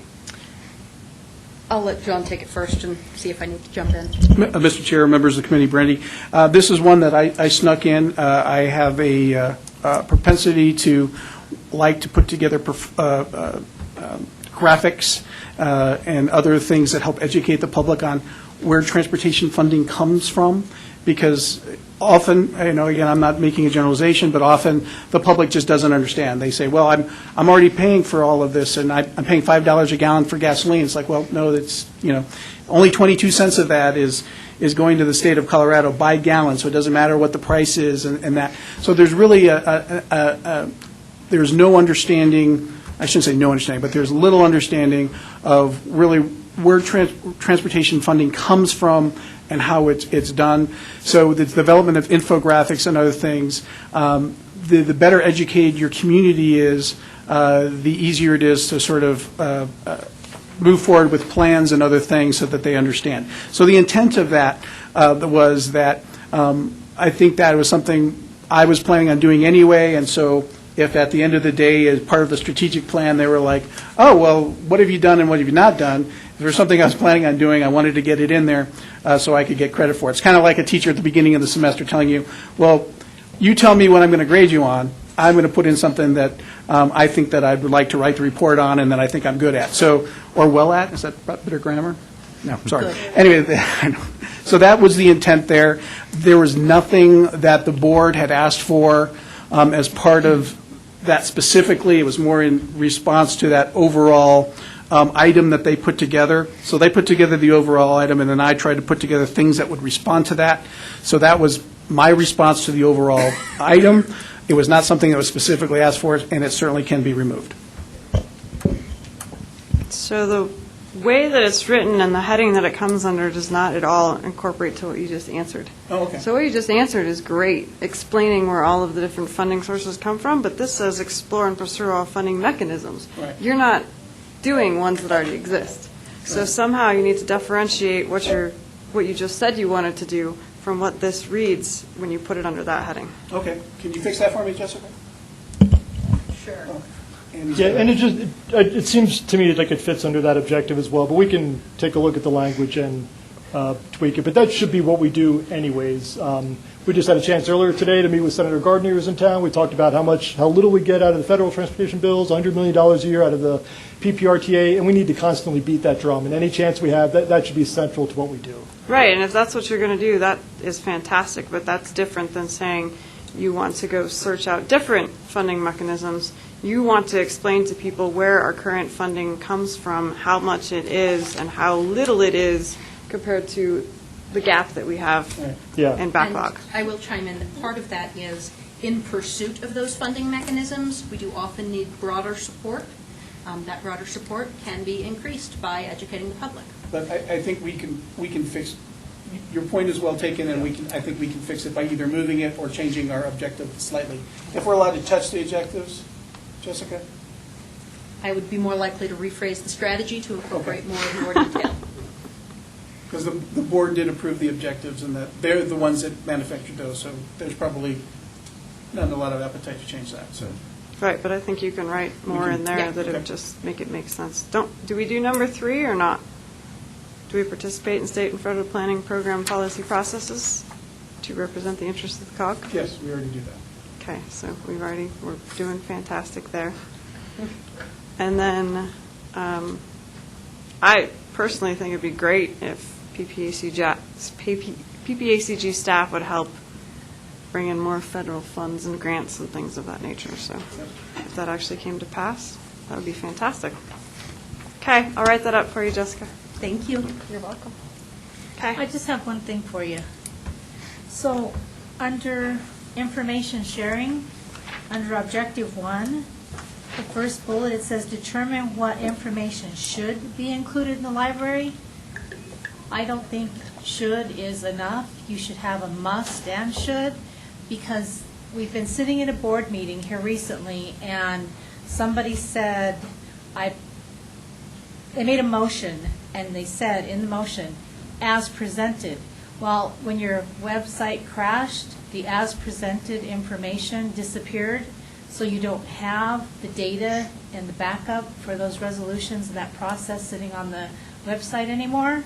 So we need to find some way, if somebody says as presented, that it's part of the library, it's part of what we can go back and reference, because sometimes we need to do that, FHWA and the state have to go back to look at something as it was processed here for defensibility or for full disclosure, or we have a Cora request to be able to do that, and I can't get to it if it's not here, and it disappears. So we need to figure out some way to figure out how the musts get protected.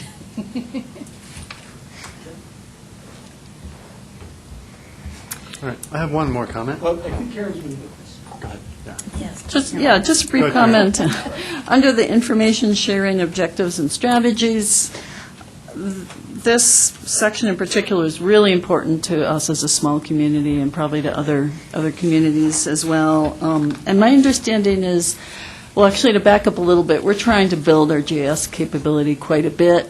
And my understanding is that at one point there was a GIS collaborative in the region that helped to develop data, maybe paid in to help develop that. And I think exploring something like that, again, would be really valuable. And also resource sharing, maybe even training, I think would be really important. All of that are things that came up in the board discussion and are hopefully going to be ways that we achieve those strategies and lead to those objectives. Sounds good. So we got you there. I'll throw in my 2 cents. Under transportation objectives and strategies, on the objective 1, the first arrow, you mentioned a multimodal transportation study, but none of the sub-bullets really hit the multimodal element, so you might want to just beef that up a little bit Okay. for the multimodal. I'll wait till I get Brian's comments, because if he gives me some, I'll just use those. There you go. Michelle, did you have a, okay. Victoria? I just have a question. Under transportation, is the thought that all of this would be paid for with MPO money? No. So it would be broader than that? Yes. Okay. It will have to be. Great. Well, I had some questions about whether or not we could use MPO money for some of these, so that answers that. Thank you. Okay, just one other item for me. Under Objective 1, first bullet under the third arrow, so travel reduction programs.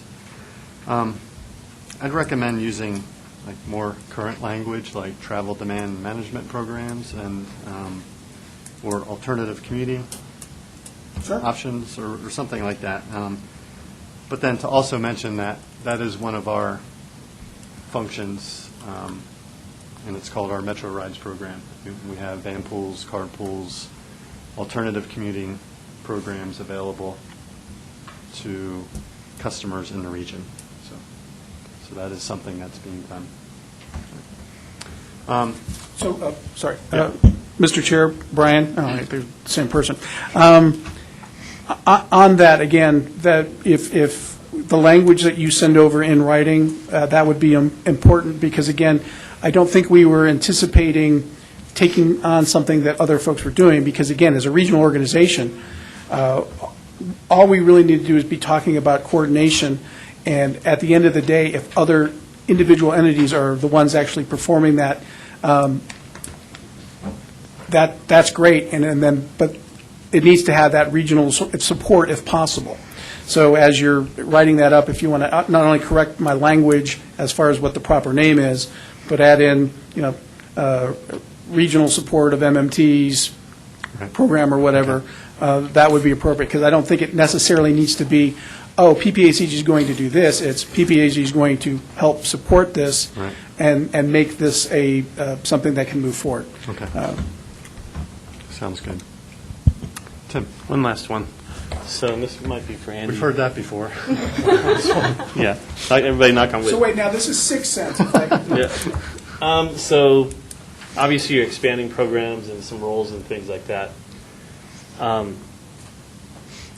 Your current structure and staffing is a result of this could be additional staff, or, I mean, I don't know how you guys could take on too much more burden. And I'm actually going to help on this. So You're going to do all the work, the extra no, work that you're doing? the strategic plan is what the board is saying they want to do. Those objectives are what the board wants to see happen. The strategies are what we need to do to get there. So some of those strategies call out things that we can't do. We will need more staff. We will need non-MPO money. We'll need dues money for some things. Yeah. We'll need an expansion or an agreement from member governments for some things. And the board knows that. That has been an ongoing discussion within the strategic plan process, that this is not going to happen if everything stays like it is today. Right. If they want us to change and work towards these things, they have to also understand those changes have meanings for their member governments and dues. Well put. I mean, some things we can, I think, somewhat easily do because we're sort of doing some of it already, like the GIS example. We should do more data, GIS development, collaboration, cross-training with the jurisdictions, all that kind of stuff. That's definitely on our radar. This gives us the cover and the direction to start doing that. But other things, I mean, they may take a couple of years to ramp up. I mean, we don't expect that we're going to double in staff or anything like that. We've got to really figure out strategically how we're going to kind of weave some of these things into our work program and our budget. That's the one thing that's kind of the burden that I have and our directors have right now, trying to figure out what do we propose for next fiscal year and beyond to start tackling this stuff. But it's a good point, Tim. Mr. Chair, members of the committee, Tim, I'm not sure if I'm going to put this politically correct or not, but hopefully you've seen a change in direction of PPACG, and I think the direction I've been giving my staff is we're here to not be the 17th jurisdiction, but rather support our jurisdictions and get the requirements done. And I've got and again, this is going to sound maybe catty or whatever, but I have a much more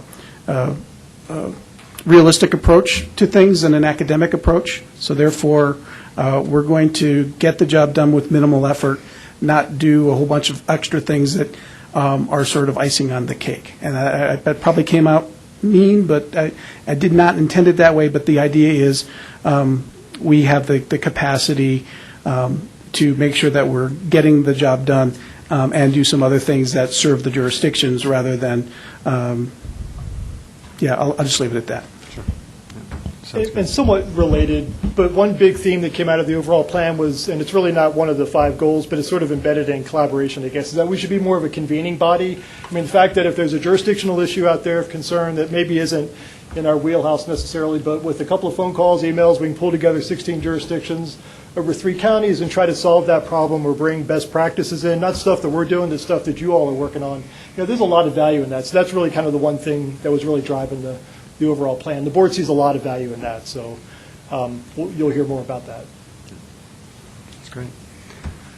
All right, so whatever wasn't said here today. Oh, sorry, Darren, go No, ahead. Brian, just one last comment is on behalf of the other military installations, in the transportation section under Objective 1, it would be really nice to see something about maybe establishing stronger connections to the military installations or reducing congestion or improving safety, just some kind of a minor statement to tie that into our military installations would be really nice. That's all. So, and some of you may not have my email. It is jmcmullen, JMCMULLEN @ppacg.org. Please, please, please email me your comments and thoughts. I would, audience, members of the committee, all of you. Yeah.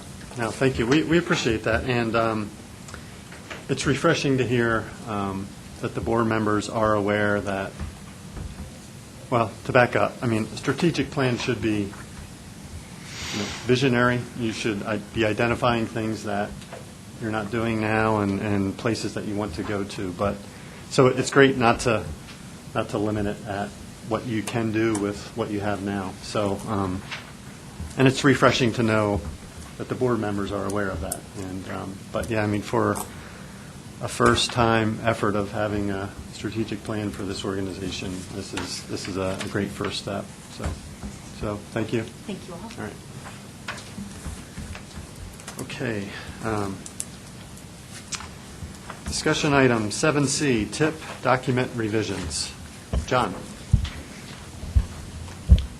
Mr. Chair, members of the committee, in the interest of time, let me just sort of hit the broad strokes of what this item is on the agenda, and then I can go up to the podium and sort of scroll through the different points if you'd like. But let's just kind of make this what you want of it. If you want it to go a long time, it can. If not, that's fine. On the document revisions, I think one of the first things I heard when I got here was, hey, you need a magnifying glass to read the tip. The tip is, and again, actually, I think very highly of the young man that had the tip when I got here, but it's unfortunate it didn't have the sort of support that was necessary, and we're planning on changing that now. So that being said, I think it would be prudent for me to just admit the document needs some adjustments, and that we're going to make them. And so at the end of the day, the folks that use the tip the most are the folks sitting around the table here. And so we want to start this conversation now with you as far as what do you want to see in that revised tip.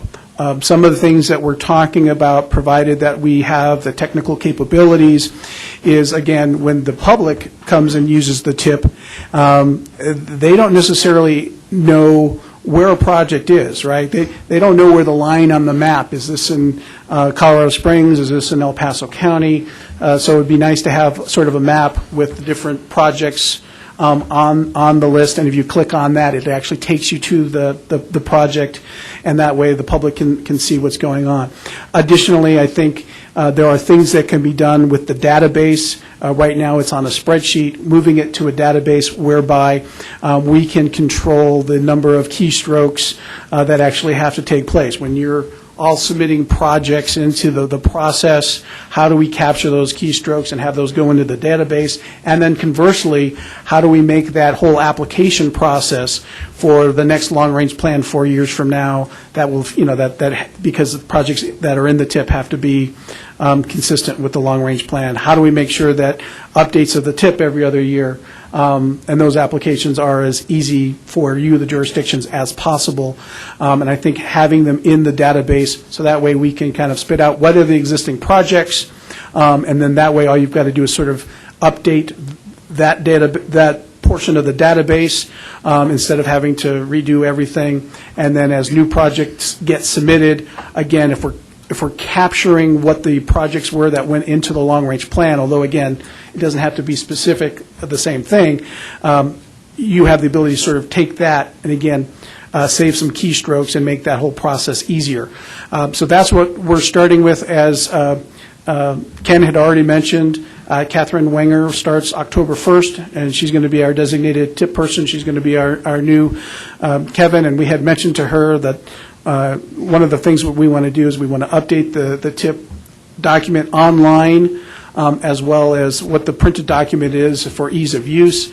And she had gone through that exercise in Oklahoma City. So we're hopeful that we'll be able to do that. And we've placed money in the budget to hire a consultant if necessary, although we might have the in-house capability to write the database and the front-end programming necessary to do that. So with that, I probably rambled on long enough. At this point, this would be a good opportunity for you to tell us the things that you'd like us to look at as far as things that you would like to see changed. We'll take that down now. I'll write as fast as I can. But again, this will be an ongoing process. I think once Catherine gets here, we'll move forward with kind of identifying stuff. I'll give her the list of anything you give me now to her, as knows that's what she has to do. But this will be an ongoing discussion. And as things are being developed, we will come back to you to get additional input, whether it's an item on the agenda for the TAC or just sending out an email asking for a little bit of a working group or a little bit of a brown bag lunch, sort of, hey, we've got the first version ready, come on in, tell us what you think. And with that, I said I wasn't going to be long, and I just was, so sorry. Any comments? Any thoughts? I would like to see just some good capability when you're viewing the TIP from the website. Rather than having the columns of information that reduce the size. So first off, you can't see anything that you're looking at, but just some summary information of all the projects. And if you want specifics on that project, you could click on it, and then you could get all the detail that you want. And that summary information of all the projects, it could be, I don't know, just basic information, project name, description, the dollars that are allocated to it in whatever year. But, so it shows up on your screen in larger font, and you can see that. But if you want more detail than that, whatever that detail is, if you want to see how much money goes into, right-of-way acquisition, design, construction, or however it could be broken down, you could get whatever level of detail you want by clicking on a specific project. Okay, Mr. Chair. And pictures and animations and, right. Big pictures. Yeah, drones, right. All right, well, as far as that goes, yes, I think there is as part of your memo, I sort of I went to the federal regulations, told you the things that we're required to sort of make sure that are in there. So that sort of base information can be on one's screen, and then as you click something, it can go into additional detail. That way, we're not trying to cram everything in, and therefore, that's what makes it tiny. So we can certainly do that. I think there is something to be said for compatibility or compliance with the American with Disabilities Act. Again, if we only have one size font, if you have a vision issue, you're not going to be able to see it. So we will want to make it so it's something that you can make bigger and then or drill down to and get additional information. So I think we're on board with that. Yeah, okay. And sorry, a link for project location, like in the region, something that you could click on. Yeah, that you could see, the limits of a sidewalk project or a road overlay or something like that. Okay. So can I paraphrase for you, Brian? Please. You want it more like a database and less like a spreadsheet? Yeah. Basically have all that information on a database, so then you could almost make it searchable in a perfect world if we got to that point, but that way you've got that summary and then you click and you get to the database as opposed to scrolling across the spreadsheet. Yeah, you could search by entity or project type or, transit project or bridge project or something, yeah. Yeah, thank you.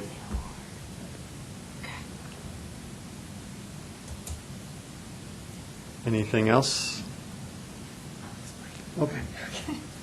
Well, I'm sure if anything comes to anybody else, send it to John or to Catherine. And, I'm sure this will be an ongoing discussion. Yeah. So, all right. Thank you. All right, item 7D, long-range transportation plan funding categories. John. Mr. Chair, members of the committee, I think this is a conversation that you started last week. And actually, if you wouldn't mind scrolling down to the actual memo that Jennifer put together. So I think last month, Jennifer sort of started this conversation with you, and then she is actually at a peer exchange in Sacramento today, so she wasn't able to be here, so she asked me if I could just sort of continue the conversation. So this is again, this idea of you have wanted as a group to set aside certain amount of funding for certain amounts of projects. If this is what you want to do, you can continue to do it. My recommendation, for whatever that's worth, would be that if you do it, that's great, but you would not link it or limit it to having that in the long-range plan as very specific funding or locking certain projects into funding. So if you want to say, as a group, as we're constructing the long-range plan, we're going to set aside certain funds for certain set of projects, that's optional. If that's what you want to do, there's no rule against that. As far as saying, okay, well, this project is going to go after TAP funding, and this project is going to go after that, that is a level of detail and specificity, almost said it, thank you, that is not required. And so I would, again, talk about having the financial estimates. You have to have a fiscally constrained plan, but I would have that in the aggregate. And again, the only thing you need to be careful of is to make sure that you have enough transit projects that cover, because transit is not transferable, however STP is. So there will be a minimum amount of transit projects you'll need to have. And then if you go beyond that, the assumption will be that you're flexing STP dollars to transit. Additionally, there are TAP funds, so then you have to have a certain amount of alternate mode projects that would account for your reasonably expected TAP funds over the life of the plan. And again, you can go beyond that because, again, you can use STP dollars for TAP activities if that's what you so choose. So you'll have a couple of minimums, but then after that, everything's sort of then in that one pot. So if you want to have these breakdowns to construct your plan as what you think is appropriate as a way of weighting, that is okay, and if that's what you want to do, you can continue to do exactly what you have, or you could change the numbers you have. Again, you're not following a federal requirement, you're following your own rule, and you can either, A, vote to get rid of the rule, or B, change the rule, or keep it the way it is. And I'm just saying beyond that, my recommendation would be beyond how you're divvying up the projects that go into the plan. I would not continue that specificity. Thank you. Into the document itself, because again, you're constraining yourself far more than you need to. Is that a look of death, or is that a look of, that sounded right? Yeah, it sounded right. Good, okay, thanks. It's been a long day. Although clearly he's not 100% convinced. I know that Aaron look.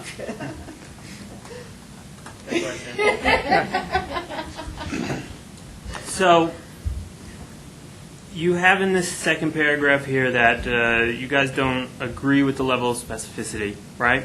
I.e. systems level planning is required. So I guess I want to clarify what that means, because over here under 5 of the federal regulations, it does state that the first 10 years have to be broken out per year.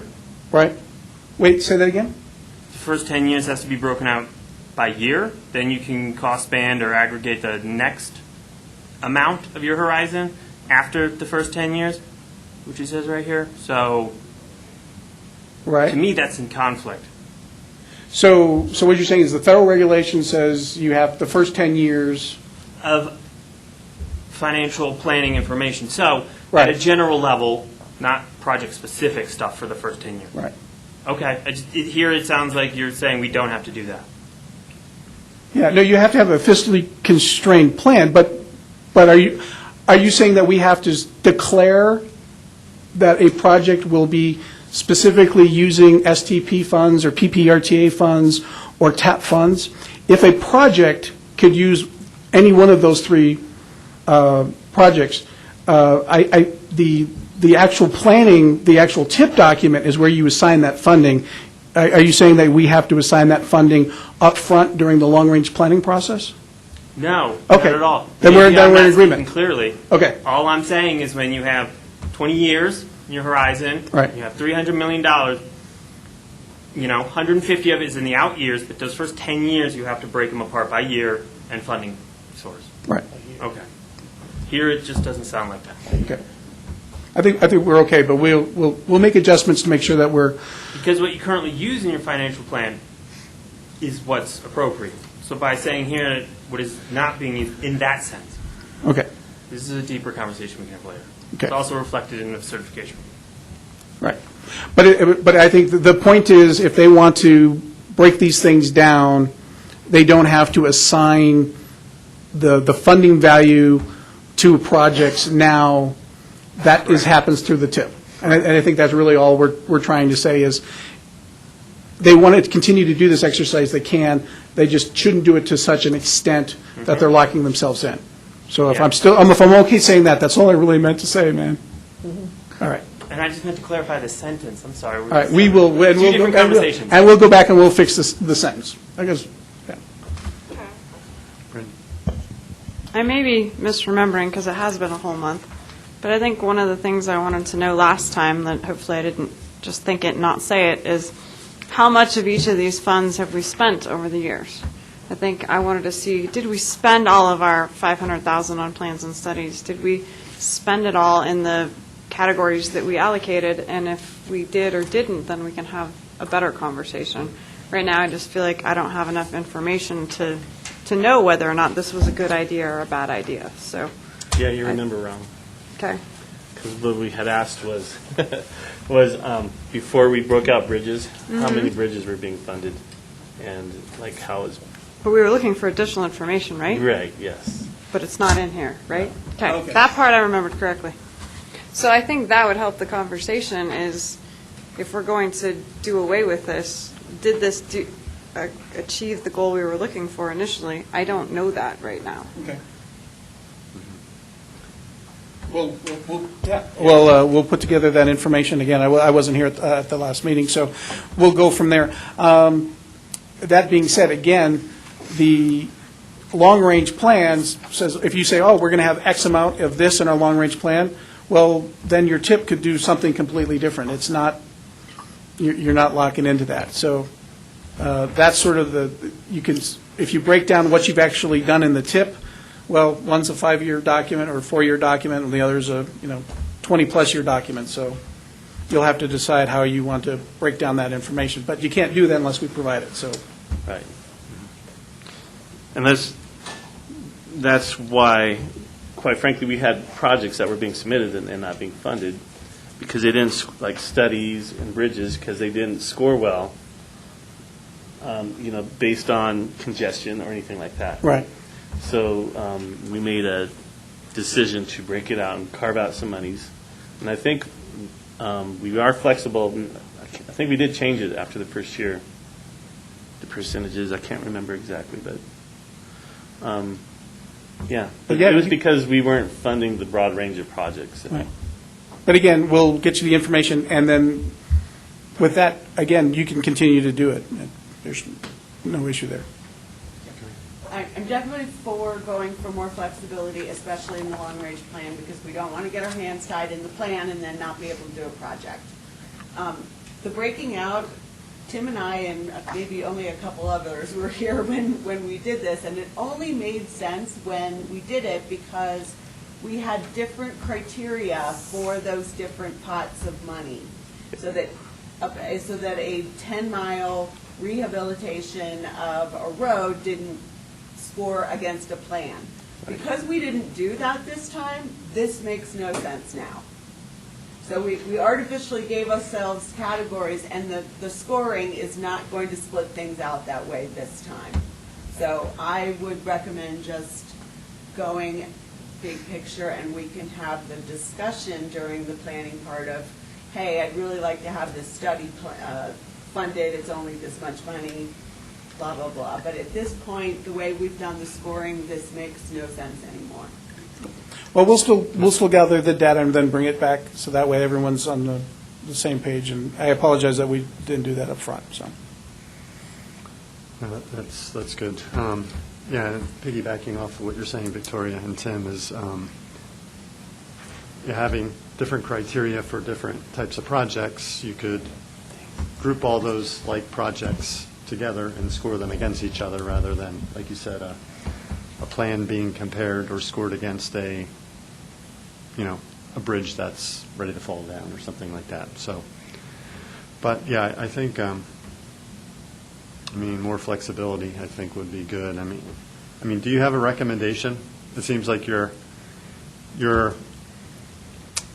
pretty interested in giving us the opportunity to be more flexible and not define our projects into certain. Mr. Chair, members of the committee, as far as a recommendation, let me make sure I talk to Aaron and make sure I haven't missed something, because you know what? It's one of those weird things that I think I've been doing this long enough that I think I've read something and I remember it, and then they're like, oh, yeah, that was Safe TLU. We've changed that in MAP 21. Oh, yeah, the FAST Act changed that. So I want to make sure that I'm on the same page with Aaron and I'm not giving you a bad recommendation. Sure. So that being said, when we bring this item back, we'll give you the information on that. If there are, again, as far as your rules of construction for the things, we've tried to have given you the federal framework, the things that you have to do. One of the things is, again, we have to make sure that we have a year of expenditure, for example, but I think we can handle that on our end as far as telling you how much money is available. We'll sort of deflate, the back end, so that way if you're using current year dollars, that will take into consideration the year of expenditure for the other ones, so that way that's officially constrained plan, that sort of thing. Those things that we can do for you. As far as this is concerned, the sort of want to break down the different things. If it makes sense to you to get rid of it, you can get rid of it because it's your own rule. If it's something you want to modify, so that way there's that, you can do it. My only comment is, if you do keep it, just don't keep it to the point where you're getting to the point where you're assigning the value, what fund source you're going to be using. Mm-hmm. Because that's part of the planning process is you've identified projects, you've made sure it's fiscally constrained to the point where it's a reasonable expectation of what funds are going to come available and when. But there's that delicate dance as you move from the long-range plan into the TIP document of what funding is available and what your priorities are, right? It's a long-range plan. It's not intended to be a program that's locking you in to these are the things you must do and will do over that period of time. That's why they have you update it, every couple of years, is because things change. Mm-hmm. So I'm not going to look over at Aaron just in case I'm getting the look again. Dang it. No, that makes sense. I mean, the plan can be a little more general, but when we get into the specificity Oh, throw it in my Of face, now I can't say the word. All right. programming projects, that's where Everybody else. the tip comes in, Right. right? Okay. All right. Anything else on this? Do we still have a quorum? Yes, you do. With Wendy. No, with Cindy, yes. Mm-hmm. All right.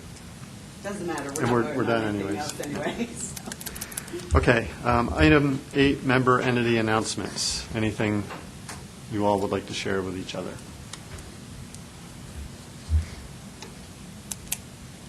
No? Okay. Jason gone? Oh. I was going to introduce you to Jason. If you haven't met Jason, he's our new planner. He's going to, hopefully, Brian, going to interact with you with some transit stuff. He's going to be doing the smart cities thing. He's actually has a background on that. I was kind of hoping he'd be here to talk about himself. And other things. You remember when we had lunch with him, some of the other things that it's in his wheelhouse? Anyway, he's a great guy. It's his favorite food. Here once before.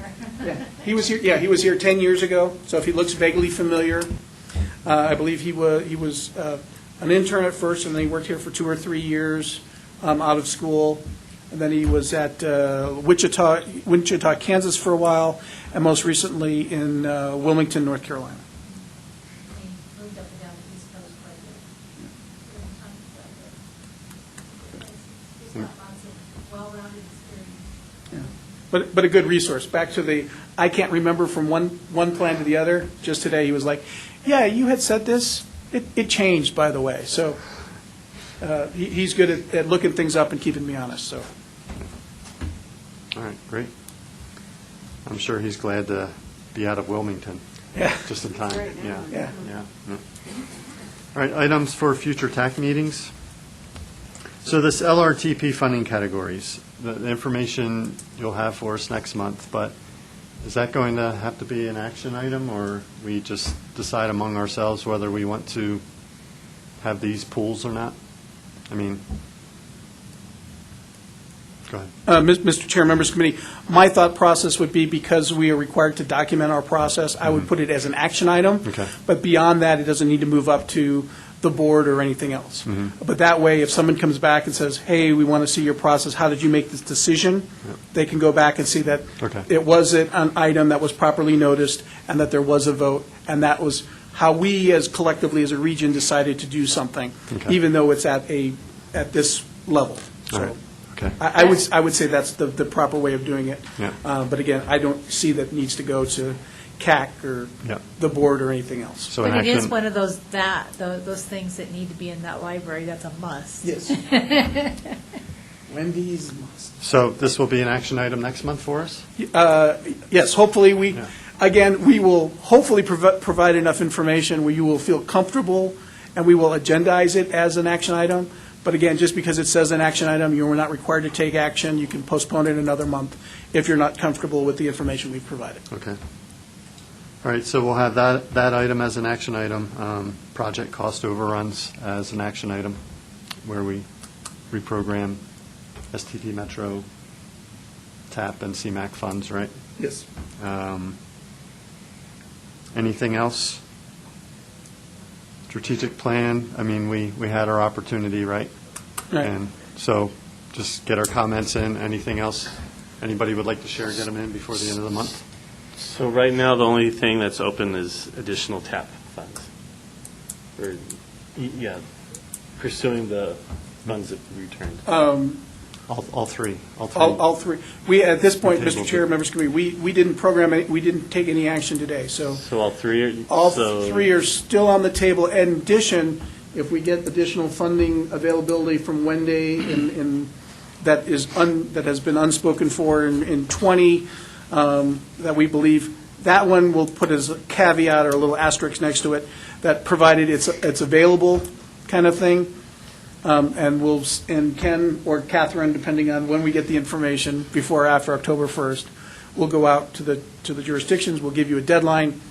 You can give us your revised application or requests. We'll send them out to the committee so that everyone has an opportunity and a fair shot at the funds.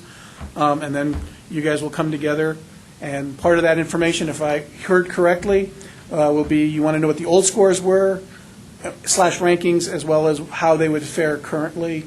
And then we'll go from there. And again, Mr. Chair, maybe the very first thing that we open the item up with is let the folks that have submitted a project tell us what they're going for and how they can ensure that they'll be obligating by June of 2020, and then go from there. And I'll Tim- get it to you the first part of the week, because I'll be gone the week after, and I don't want you to have to wait 2 weeks for it. Okay. So I'll get it to you first part of the week. Drive safe. Bye, Julie. So I'll send it to you the first part of the week. All right, thank you.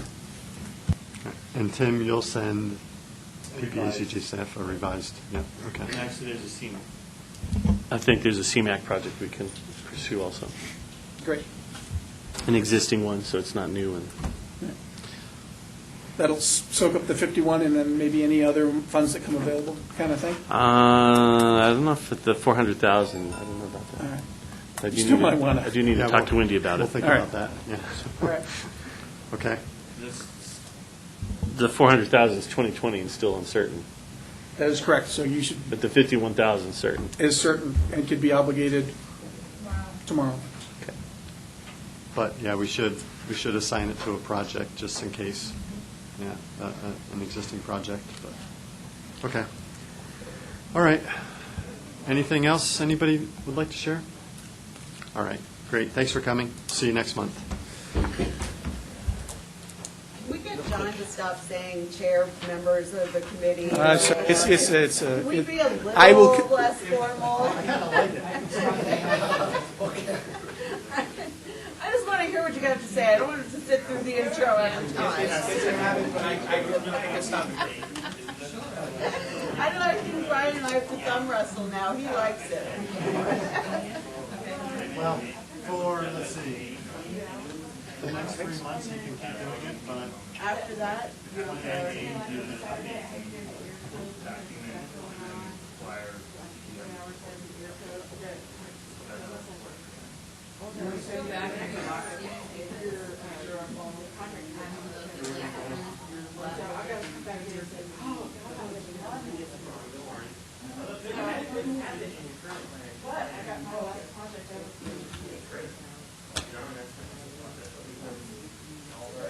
Colorado.